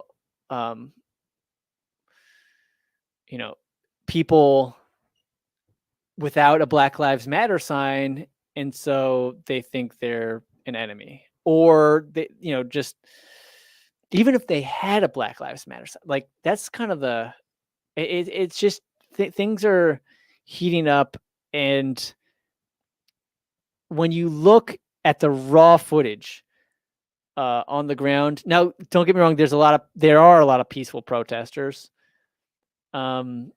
And if, the funny thing is, yeah, you see, Fox News won't show the peaceful protesters. MSNBC won't show the violent protesting. Again, and that's just the fucking polarization. And that's just going to make the next protests worse, and people die. And I mean, if you keep pushing polarization in this way, you do get civil war. And it looks like a fucking civil war at some of these protests. People are armed like a civil war. It's scary stuff. I think what can save us is new media. That's the only thing that can reverse this polarization. And when I say new media, I mean YouTube and all. But unfortunately, like, YouTube's fucking that up because they're calling videos that try to talk about, that try to deflate some of the polarization as like offensive and stuff. Like, this has happened to me so much. Like, I literally had I have a video that says, the title of it is "How to Defeat Racism." That's the fucking title of the video. How to defeat racism. And basically I just got a little concerned with like how excited people were about punching, Nazis. And some of them were fucking, some people do have Nazi tattoos, but some people, they really did just not want their statue that they grew up with being knocked down. Now you can argue whether, should they really give that much of a fuck about a statue? Maybe they should, maybe they shouldn't. But the bottom line is like, they're not all Nazis. And, even if somebody is a fucking bigot, punch him in the face. I don't know how that does not really help. Anyway, so these were my concerns. Like if you punch him in the like that, then you are escalating shit to violence. Like, anyways, so what I did was I made a video, how to defeat racism, and I was just proposing, well, maybe punching people in the face is not the only way to defeat racism. And so I just had 5 examples of former Nazis, former KKK being converted, seeing the light, and finally turning their back on their bigoted pasts. So that's what and they actually become more open-minded. They become friends with the Muslim or Black person, or Black nationalist, or even in one case, Southern secessionist. They become friends with their people that they were enemies with before, because they, had their mind expanded a bit. So I did a video about that. It's called How to Defeat Racism, 5 Inspiring Stories. That's demonetized. And it was also age restricted. I think the age restriction was finally overturned. Just imagine that. You're age restricting a video of people about how to defeat fucking racism.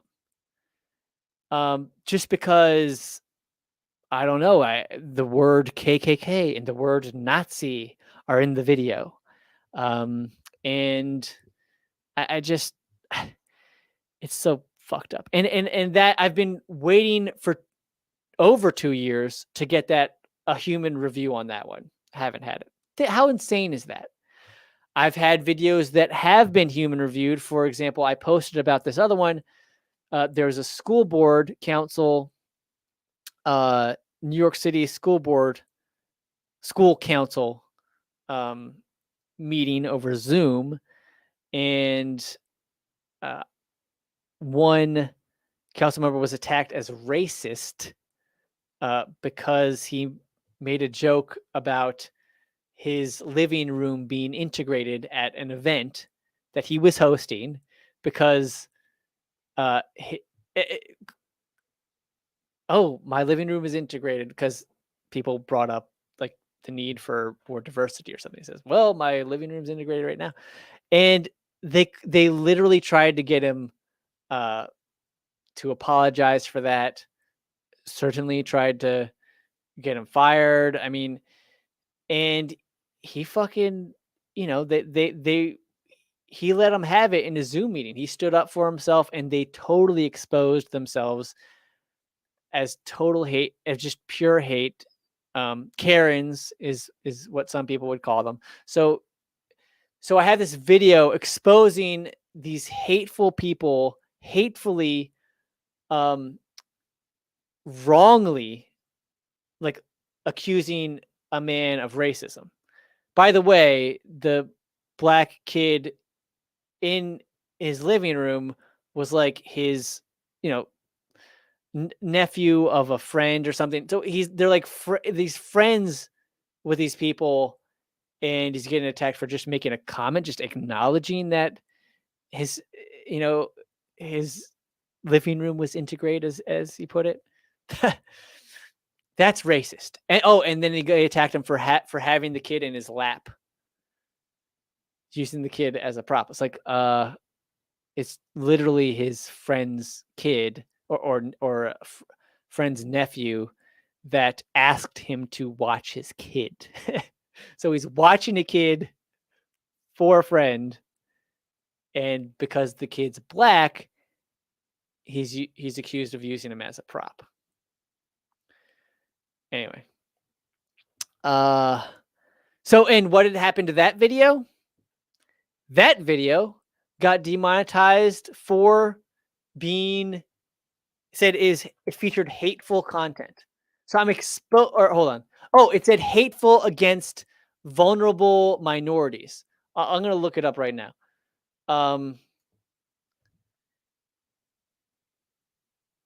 And there's zero of that. Like, there's no hate against, if there's any hate against anyone, it's certainly not against any minorities. Let's see. The white women are angry at the white man, and the white man is angry at the bigoted white women. I mean, there's no minority. Anyway, I'm going to read it to you.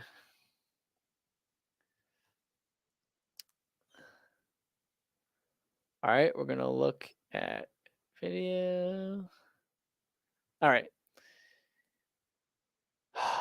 View feedback. Okay. Hateful content. Ha! For hateful content.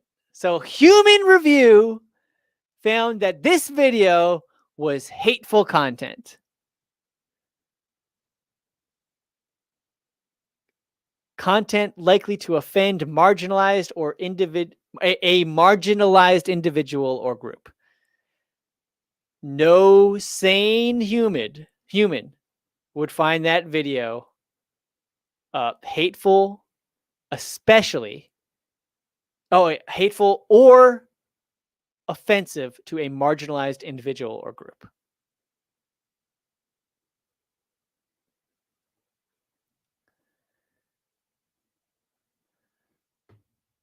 It's just, anyway. So when that shit's happening, when we can't even talk about how, like, oh, one side is wrong, or then the polarization it will continue. And if everyone has to go on a site like Odyssey, I mean, I'm moving to Odyssey. I'll do both as long as I can.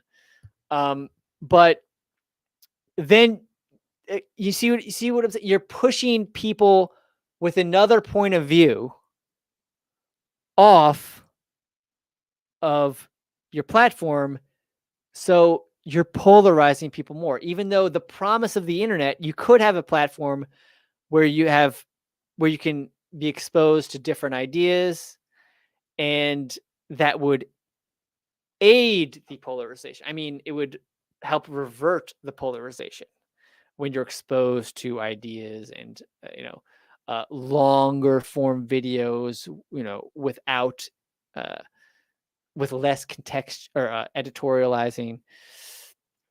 But YouTube's not doing that. I hope they will.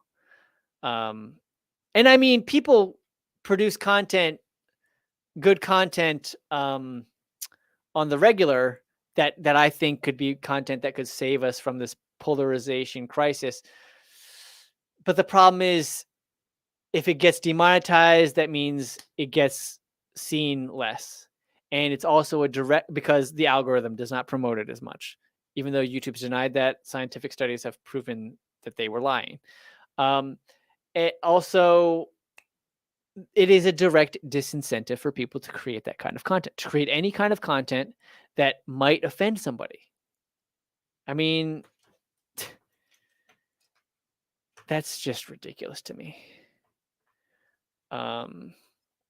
It's not that they're afraid of producing content that might offend somebody. They're afraid of producing content that somebody might say is offensive. So that someone doesn't want to hear and therefore will call it offensive, even though it is not offensive content. That's which is a whole nother level of insanity. That's the real level of insanity we're at.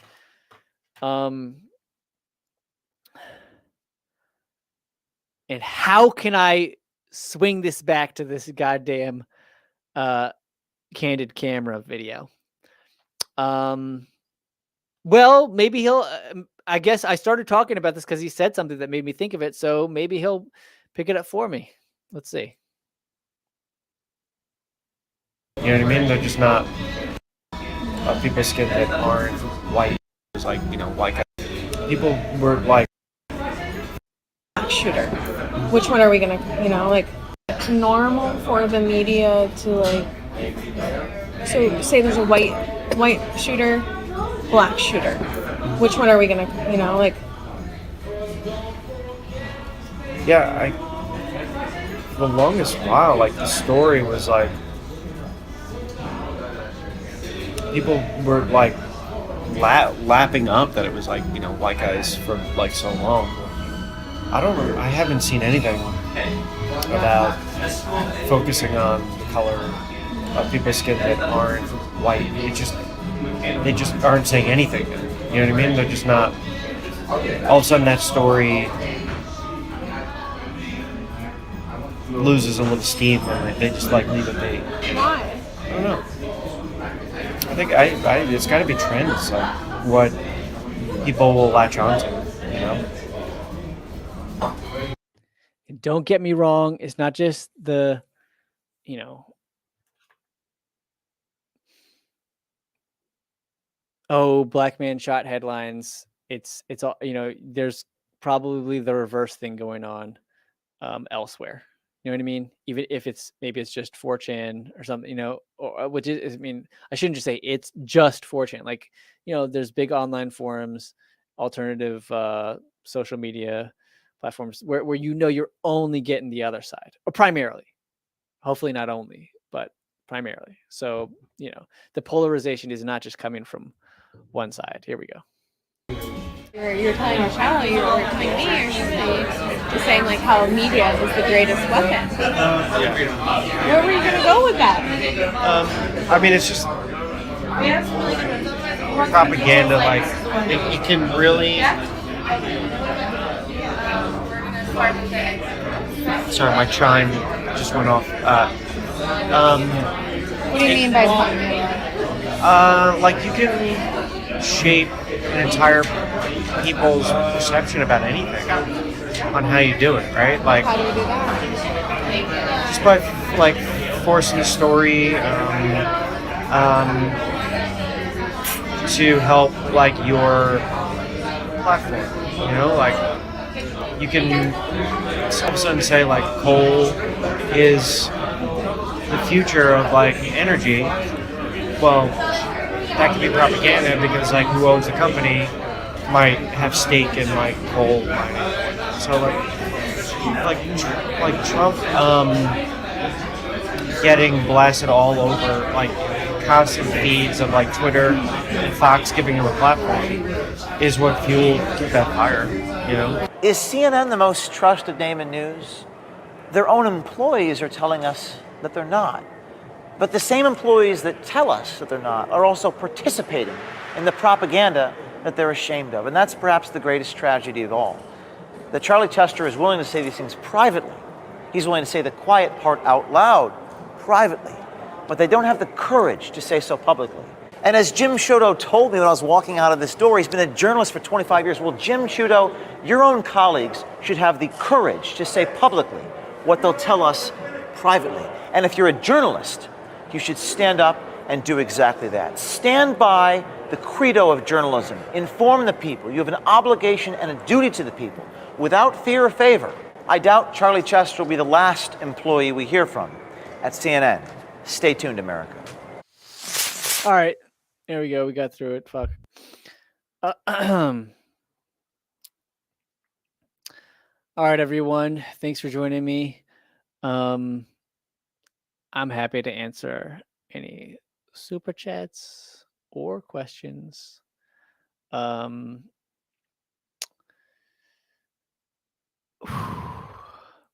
don't think I can't. I'm not going to be able to put this like now or never because this video. Well, yeah, this video has really gone on a while. Thanks, Gene. Thank you, Harold. Jeez. I got to work on my public speaking skills. I got to get sharp. I feel like I'm slowing down. Maybe it's because I haven't been socializing as much, a lot because of COVID, but also because I sometimes I just go to hermit mode anyway to do video editing and research and all. But all right, thanks so much for joining me, guys. I do appreciate the super chat tips. Mr. Jared R, thank you. And let's see.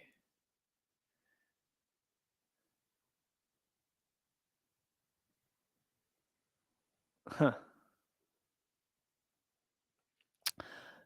This is awesome. I see you guys were able to get, yeah, you guys having fun in the chats, connecting in the chats. That's freaking awesome.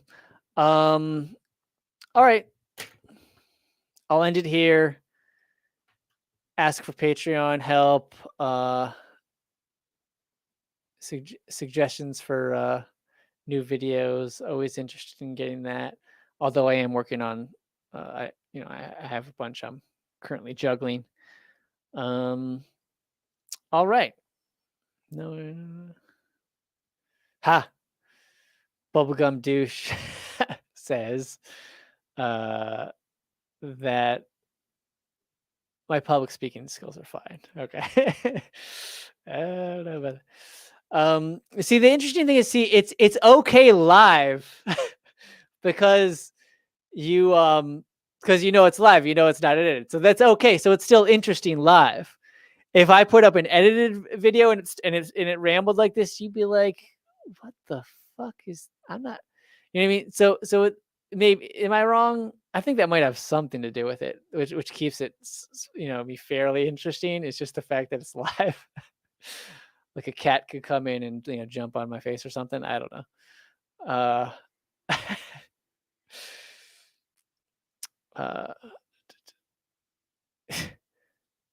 Ha. See, yeah, that's right, bubblegum douche.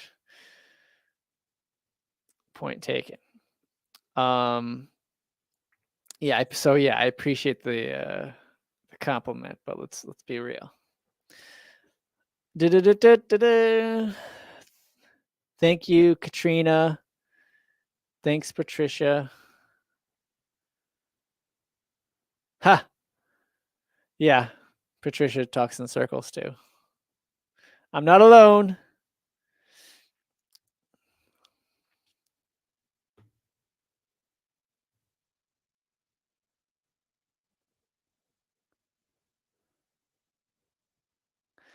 So yeah, will be interesting to see what happens with this James O'Keefe versus Twitter lawsuit if he goes through with it, and what happens, what we find out.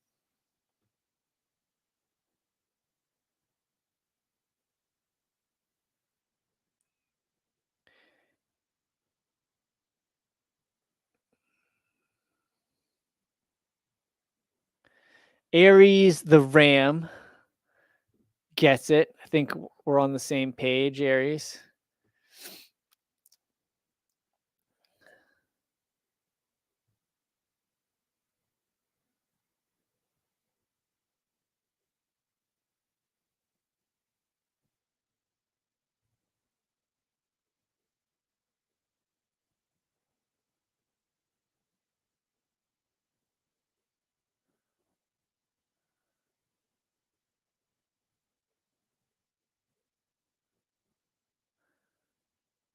Jared R makes a good point.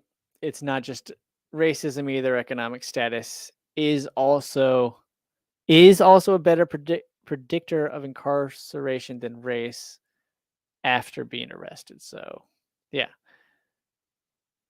I believe that. So in his comment, the way he's saying it is, you might be more likely to get arrested in the first place if you're black. Yeah. But economic status determines whether you get, incarcerated or not more than color. O.J. Simpson didn't go to prison. O.J. Simpson could buy some crazy,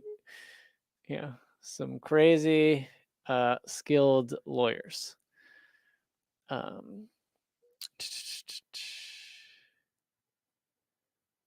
right.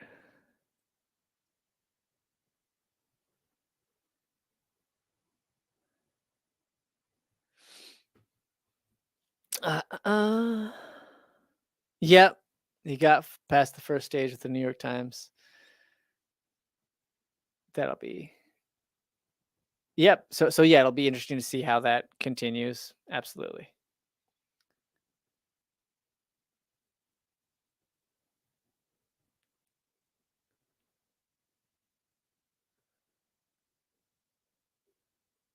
I wish there was a way for me to fucking. I mean, I'll probably just unlist this immediately, but I don't want to. I'd rather not notify people to see like a long live stream like this that's not live. I mean, maybe some people would like it, but I think a lot of people wouldn't. All right, everyone. Peace out. Stay tuned for some new projects. Help on Patreon, always appreciated. Good night.